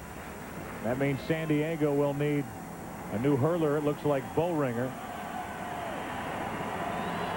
This is the spot once held by John Vanderwall, who was 2 out of 3 tonight with a single and what looked like the go-ahead and possible game-winning home run in the 6th inning until Kevin Brown and Donnie Wall collapsed as Layrich sees one pitch, grounds back to Cienez, and tonight the bullpen for the Atlanta Braves has been better than the bullpen for San Diego, which includes Kevin Brown. After 8, 7-4 Atlanta. In conclusion, Mr. McKean, we would appreciate it if you would finally sign the Declaration of Independence as we sent it to you in 1776. Thomas Jefferson, 1779. Many things you know about famous dates are wrong. Like having to wait until January to see the new 99 Mercedes. In fact, you can see them now at your authorized Mercedes-Benz dealer. As for McKean, he finally signed in 1781. If it takes forever, I will wait for you for 1,000 summers. I will wait for you. There's certain things you just can't live without. Okay. I'm back. A good receiver is one of them. Visa's the other. Jerry. Yeah. Don't tell the guys about the flowers. Official card of the NFL and everywhere you want to be. It's the way we welcome the sun with 35 sunblock. The way the best water now mostly comes in bottles. It's the way we make time for exercise and like to enjoy reading. Today, more and more people are finding reasons to live healthier. That's why Subway offers 7 subs, each under 6 grams of fat. Because when you're through surfing, you might want to put on a bathing suit. Subway, it's the way a sandwich should be. Looks like Taz just got his AT&T phone bill. Taz, don't you make a lot of calls on Sunday? Yeah, Taz call. Then use MCI 5 cent Sundays. It's just 5 cents a minute every Sunday. AT&T charges 3 times as much. Uh-oh.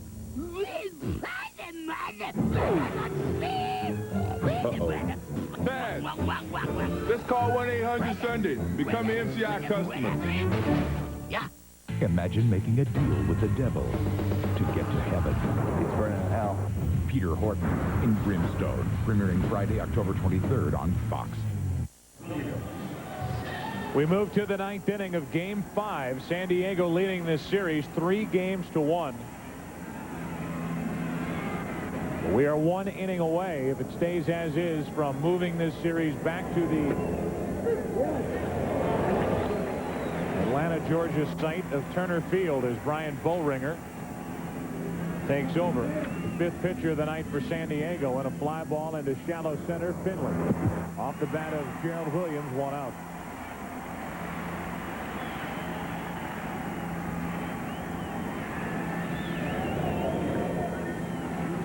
Here's Eddie Perez, first at bat of the night. Brown, an inning and a third, 3 runs on just 2 hits, but the big home run hit by Michael Tucker, and then Donnie Wall ends up going 2/3 of an inning, but allowing 2 important Atlanta runs to cross the plate. You can trace him back to a walk of the pitcher, John Rocker, the first man he faced. 2-0 on Eddie Perez. Jim Leyrit stays in the game. He's at first, and the pitcher now, Bollringer, is batting in the number 5 spot. Perez rips a base hit through the left side. And he's on with 1 out here in the top of the 9th inning.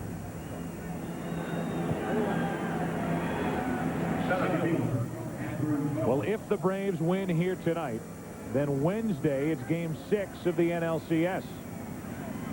The scene will shift back to Atlanta, where the Padres will look to close out the Braves and move on to the World Series. Coverage begins at 4 Eastern, 1 Pacific on Fox, your home of the 1998 World Series.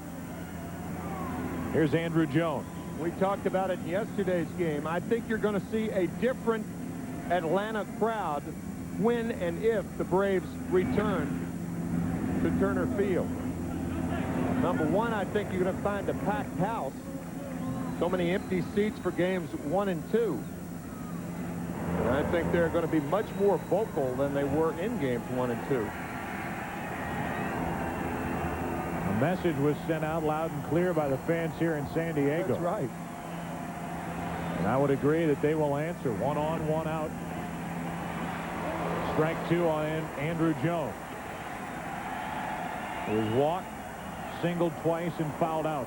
Harry Lightenberg, by the way, takes over now in the Atlanta bullpen, and from what we understand, it will be Lightenberg in the 9th inning, and no Greg Maddux.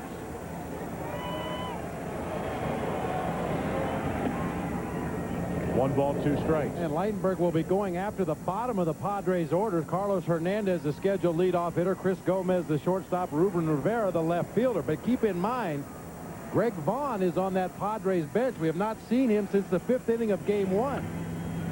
Should the Padres somehow get a couple runners on base, we may see Greg Vaughn get his first at bat since Game 1.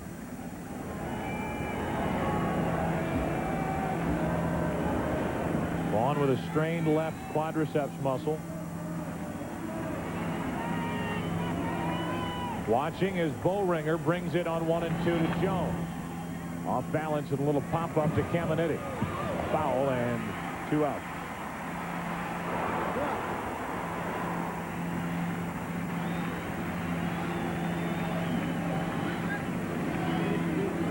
Right fielder, Michael Tucker.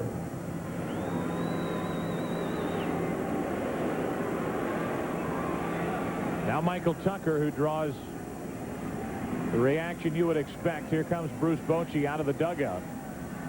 The Padres and Bruce Bochy have seen enough of Michael Tucker here tonight.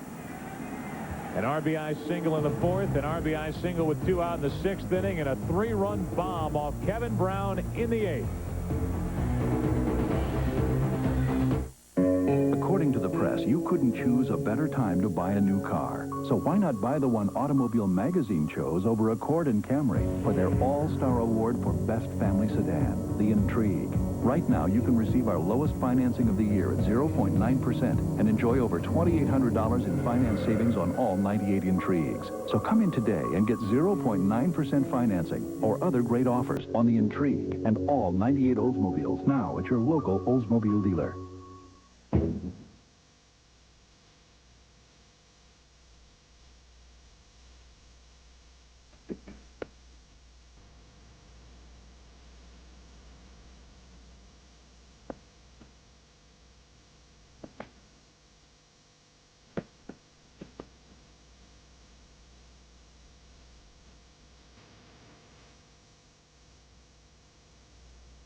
Outlet. insuring over 40 million people worldwide. This week on Fox NFL Sunday, it's an NFC showdown in the Windy City as Deion Sanders and Emmitt Smith lead the high-octane Cowboys into hostile Soldier Field to battle Eric Kramer, rookie Curtis Enos, and the Bears. This is going to be one heck of a game. Absolutely. Who's driving this thing? It's a Fox NFL Sunday doubleheader this week at noon Eastern, 9 Pacific. Randy Myers warming up, did not fare well in last night's game and has an enormous ERA in this postseason. We have a minute. Thank yous to our Fox crew. Ann Smith, Margaret O'Sullivan, Carol Langley, Kathy Hunt, Derek Manning, Mike Fitzgerald, Brian Rome, Lance Garrett. Tape operators, Matt Christian, Norm Larson, Deb Robertson, R.D. Willis, Bill Brown back at command control in Los Angeles. Executive producers David Hill and Ed Gorin. Of course, our thanks to John Filippelli, Bill Webb, Gary Lang, Jim Lynch, Dave Hill. So many people that have taken over one parking lot here in San Diego and will maybe take over the parking lot back in Atlanta if this series goes back to Turner Field. Greg Costa also on that list. The ball low and away to Michael Tucker. What a night for Michael Tucker. 2 singles producing 2 RBIs and a 3-run home run for a 5 RBI night. 1 ball, 1 strike.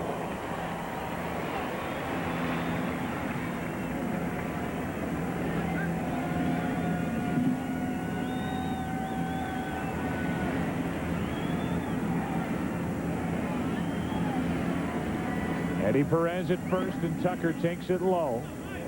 2 balls and a strike.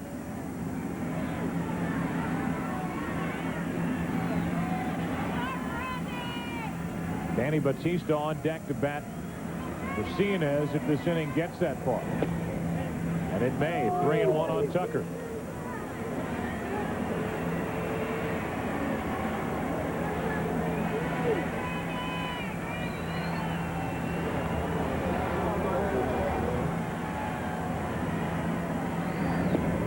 Full count on Tucker, and that means Eddie Perez will get a jump at first. Mayritz will play behind him with the left-handed batter Tucker at the plate.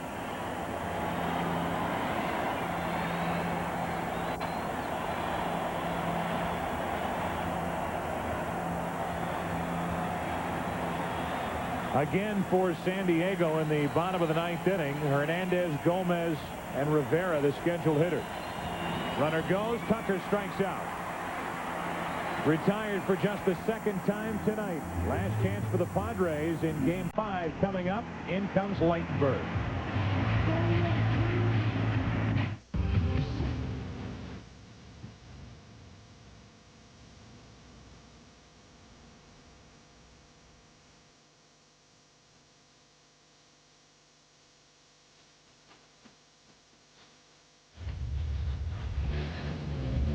The all-new Mitsubishi Galant. Totally new styling, nicely equipped at $17,990. 9 programs, $27. 5 hot dogs, 6 pennants, $45. 1 big puppy hand, $6. Their first big league ball game, priceless. There are some things money can't buy. For everything else, there's MasterCard, the card at the heart of Major League Baseball.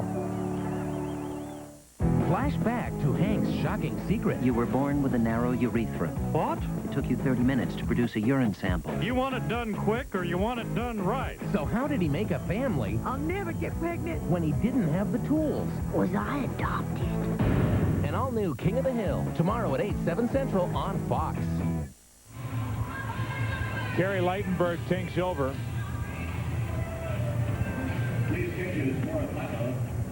Lightenberg, the numbers in the postseason here in 1998. He's been involved in 6 games, a great ERA of 1.29. He did give up the home run to Caminiti in Game 1 of the 10th inning, but as we mentioned here last night, Braves very pleased with the way he's thrown the ball. Well, really, the only negative you see in Kerry Leitenberg's numbers right there, the 5 walks, kind of a high total for a guy coming in to close out a ball game. But other than that, he has done everything that the Atlanta Braves expected. The more you think about it, and we were talking about this a couple of innings ago, that if Kevin Brown coming in, and by the way, in my opinion, that's got to be the move Bruce Bochy had to make. It made all the sense in the world. I think we all agree about that. Yeah, absolutely. Now, when you think about it, are you sure that Kevin Brown's going to be the Game 7 starter, or does he start on Wednesday and give Sterling Hitchcock the 4 days between the starts? I think that's what Bruce Bochy may have to decide tomorrow. Maybe he's already got it in his mind. Maybe he hadn't thought about it yet. I don't know. Gerald Williams now in right field as Danny Bautista takes over in left, and Sweeney, the pinch hitter, leads off and looks at ball 1. There's Bautista, who bats in the 9 spot. The pitcher's batting 8th for Atlanta. But right now it's Sweeney batting for Carlos Hernandez.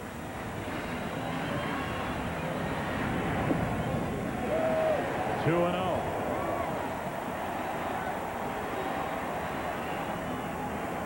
As Bob Brenly mentioned earlier, don't forget about the presence of Greg Vaughn on that San Diego bench. 3-0 to Sweeney leading off.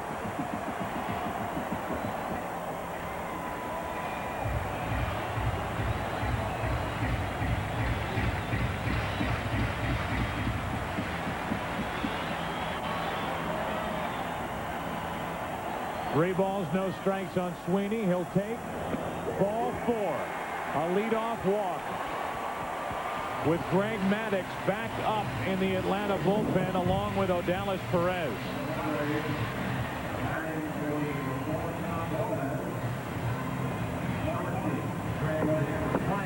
There's the bullpen for Atlanta as Greg Myers is announced as a pinch hitter with Vaughn on deck.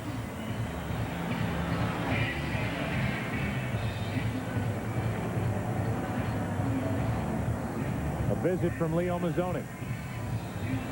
Well, the walks have been the only blight on Kerry Leitenberg's postseason. His 6th in this year's postseason.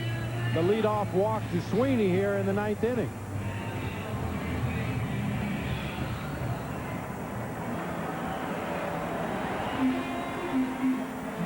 Kerry Leitenberg, effective splitter. He's not going to throw that now until he gets a fastball for a strike. It's a good location. All 4 of those pitches to Sweeney missed by a lot. Key out right here. Greg Myers off the bench. 5 in a row out of the strike zone from Leitenberg to start the 9th. Braves leading 7-4. There is Vaughn on deck. And finally a strike from Leitenberg, and it looked like Myers was taking all the way 1-1. Leo Mazzoni had to tell Leitenberg, I don't care if he hits this ball to El Centro. Throw it down the pipe. Strike 2 from Leitenberg.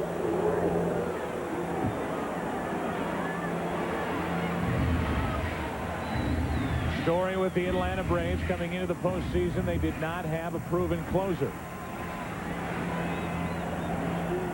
Leitenberg trying to answer the critics. Misses with ball 2. It's 2-2 on Myers.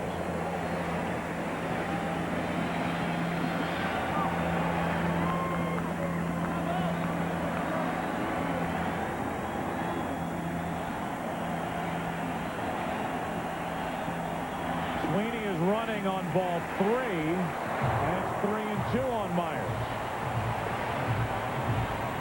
Boy, that barely missed.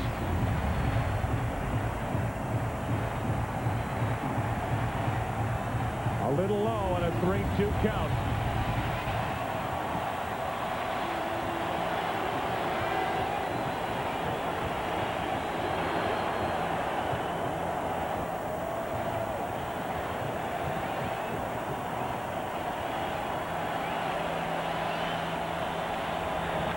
Myers hits one to deep right. It's a one-run game.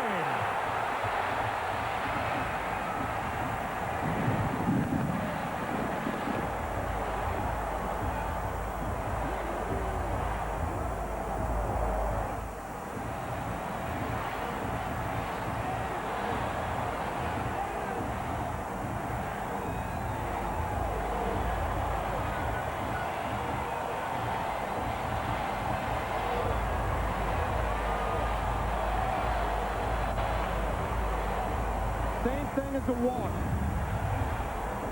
3-2 fastball. He may have hit this Del Centro. No way Lightenberg stays in after that. And it would be awfully tough for Bobby Cox to bring in a 20-year-old Odalis Perez. You kind of get the feeling we're about to see Maddox. A walk, a homer, and now Maddox. Nobody on or out in a one-run game.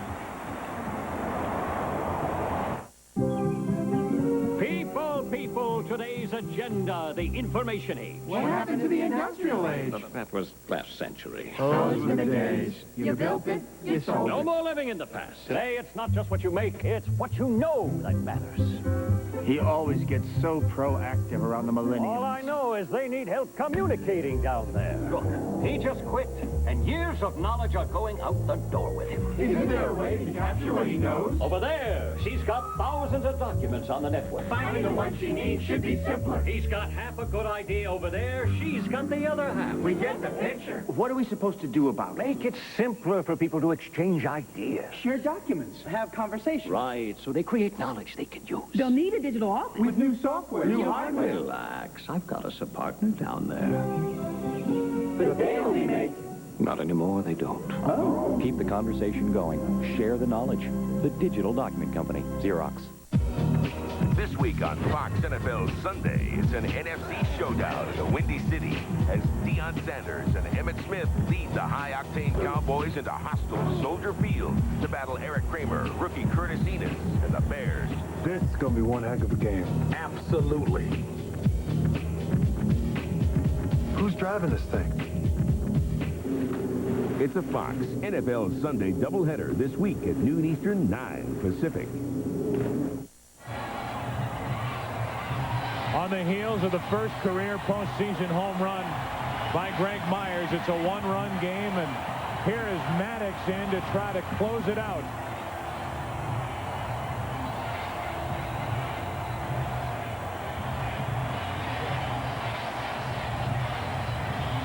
Kind of difficult to give you a scouting report on Greg Maddox from the bullpen.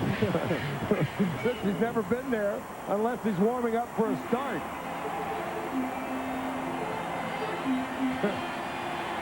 Greg Vaughn 1 for 7 during the regular season against Maddox. Did strike out one time. The last relief appearance for Greg Maddox in 1987 with the Chicago Cubs. A strike over the outside corner to Greg Vaughn, who pounded 50 home runs during the regular season and is nursing a strained left quadriceps muscle.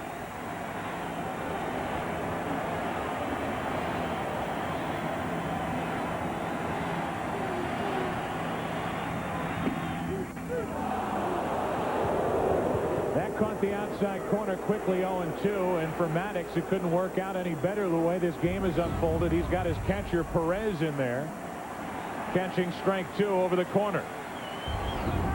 Nobody in the world could hit that last pitch. Nobody.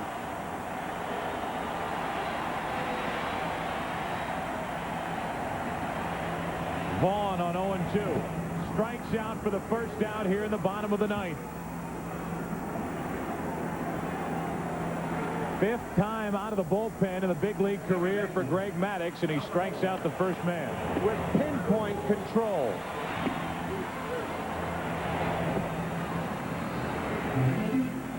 The overhand curve to finish him off. You don't see Maddox use the curveball very often, but in the 0-2 count right there, got Vaughn to chase. Now Kilby O'Veras. Strike 1. Nothing but strikes from Maddox since entering out of the bullpen.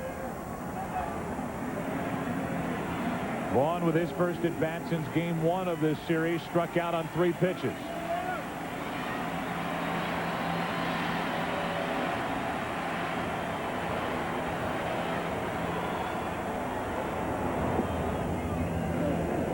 In game 3, Veras was 0 for 3 against Maddox as a starter. Guy who hurt Greg Maddox in game 3 was right there, Steve Finley. Opposite field double to drive in the tying run.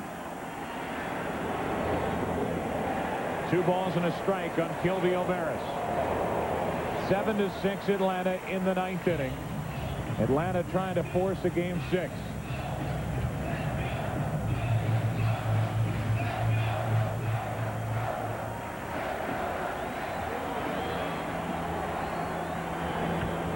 Hard hit, but right at Guillen. Picks it up to his left, 2 gone. And the Padres are down to their final out here in Game 5.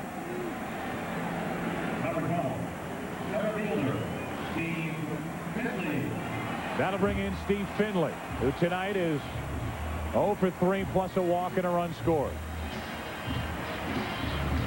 We put up those hits by direction earlier. 99 hits to right field by Steve Finley. And for that reason, Andres Galarraga on the line. Look for Maddox to work him away until he gets 2 strikes. Then he may come in bad. Away and low, ball 1.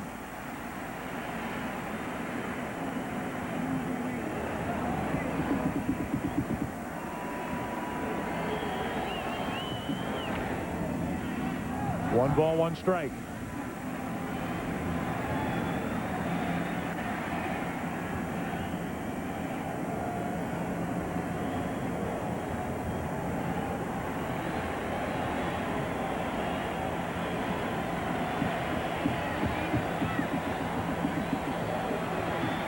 Finley with a count of 1-1. That's foul for strike 2, and the Padres are down to their final strike here at home. Atlanta up 7-6. Atlanta down 3 games to 1. Lightenberg being picked up by Maddox here in the 9th inning.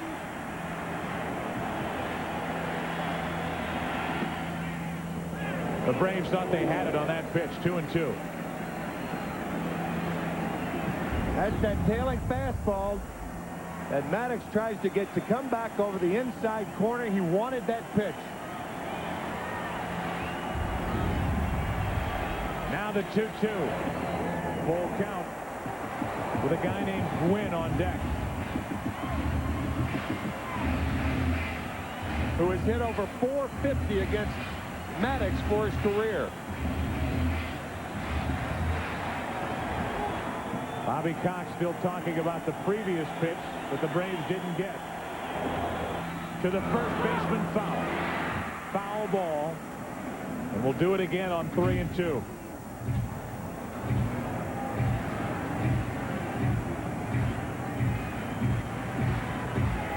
There's no way Finley's going to be able to get a ball down that first baseline fair. Nope.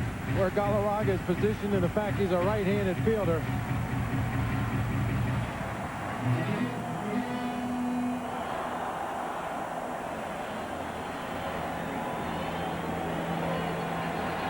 Again, the 3-2 to Finley. The tying run is on with Gwynn coming up.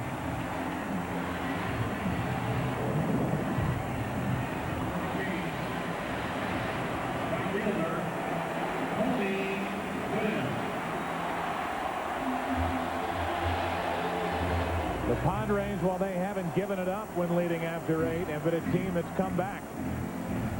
They've scored 2 here in the 9th. Have the tying run at first with 2 out for Tony Gwynn.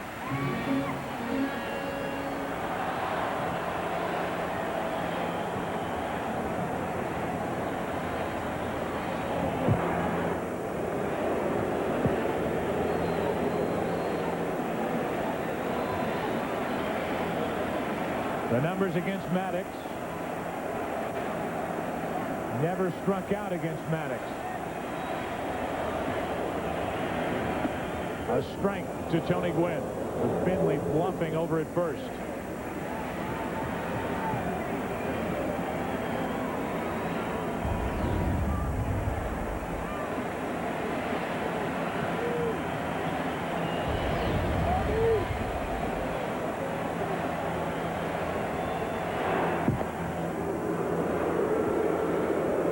It is a very real possibility that Finley could try to get into scoring position with Gwynn at the plate. Gwynn has never hit a postseason home run.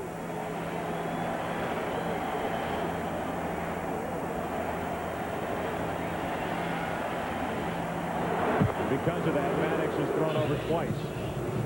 Now, Maddox does not have a good move to first base, and base stealers have had their way with him pretty much throughout the entire season. Allowed 28 stolen bases in 39 attempts.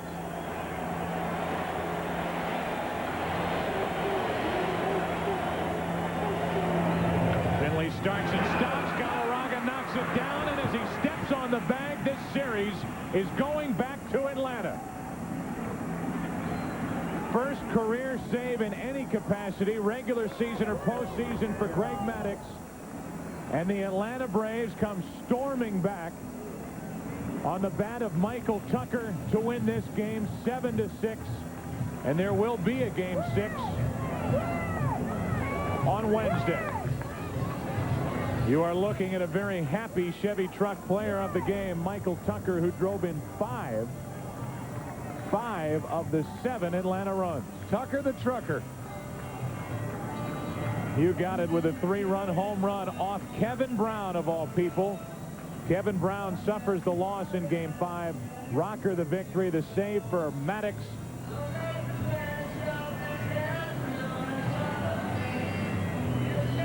And let's go down now to the field with Chip Carey standing by with Michael Tucker. Chip? Okay, Joe, thank you very much. Michael Tucker, tell me about the Kevin Brown at bat. It was a tough one. It was a situation where we went out there and got a couple of tough pitches, wanted to throw strikes, and I fouled off a couple. And around the probably third or fourth pitch, I thought back to something my dad told me. He said, you can't swing hard and hope to hit him hard. So I went up there and I'm thinking, okay, you can swing nice and easy, get a ball you can drive, and I got it and got me out the ballpark. A 5 RBI game. You ever have one of those in the big leagues? Oh, no. I got to go check it out, but it was a good time coming. You and your teammates knew the history. No team's ever come back from a 3-0 hole. No team's ever won and forced a game 6. But you guys have done that. Now does the advantage swing to your team as you head back to Atlanta? Well, we're going back to Atlanta, so I think that's a good situation for us to be in. Right now, we got to keep doing what we're doing right now and keep winning ball games. I think going to game 6 is good because we're going back to Atlanta, and hopefully we get the home fans. Maybe we get a sellout and probably more and get everybody cheering just like the fans here are cheering and hopefully pull it out. All right, Michael, thanks a lot. Congratulations on a great game. We'll see you down south in Atlanta. Thank you. Okay, Michael Tucker of the Atlanta Braves. Steve Lyons, let's send it over to you. All right, Chip, thank you very much. I have the manager, Bruce Bochy of the Padres, with me right now. Bruce, you put Kevin Brown in the 7th inning with a 4-2 lead. Calculated risk. Obviously, he didn't have his best stuff tonight. Well, he made some good pitches. He's just missing there, and Lopez's ground ball, that could have been a double play ball, and that had eyes on it, and we had our best out there, and we had a chance to win. We went for it, and it didn't work out, and guys battled back hard, and that's a tough one, no question about it. And we'll have to put this behind us and just go to Atlanta. Tell us now how your rotation will set up for games 5 and possibly, or for game 6 and possibly game 7 now that you used Brown tonight. Well, we said before the game we had a 2-run lead that there's a good chance we used Brownie. He had 3 days rest. He was fresh, and if things didn't work out, then we could throw him the last game. So I think there's a good chance he'll go to last day. He'll be rested enough, and we may go with Hitch the first game there. All right, Bruce, continued success. Thanks for taking the time with us. All right, Joe, let's send it back up to you. All right, thank you very much, Chip and Steve. We said it at the time. You can trace this result back to the walk to Rocker and the double for the RBI off the bat of Graffinino. The run scoring as the ball left the field of play. Those 2 extra runs made the difference for Atlanta tonight. A big night for Michael Tucker, a big night for John Vanderwall early. And here we go. Fox Sports coverage of the NLCS continues with Game 6 Wednesday in Atlanta. Game time 4 o'clock Eastern, 1 Pacific. That'll do it for game number 5. Unlikely that the Braves would get it back to Atlanta for game 6. An unlikely home run for Caminiti against Smoltz early. An unlikely hero, John Vanderwall, with that pop in the 6th inning to put the Padres on top, but not for good because of Michael Tucker, another unlikely hero. For Bob Brenly, Tim McCarver, Chip Carey, Steve Lyons, I'm Joe Buck. See you in Atlanta 2 days from now. This has been a presentation of Fox Sports, where legends are made, where champions are crowned, where dreams come true. Fox Sports, home of the 1998 World Series and Super Bowl 33.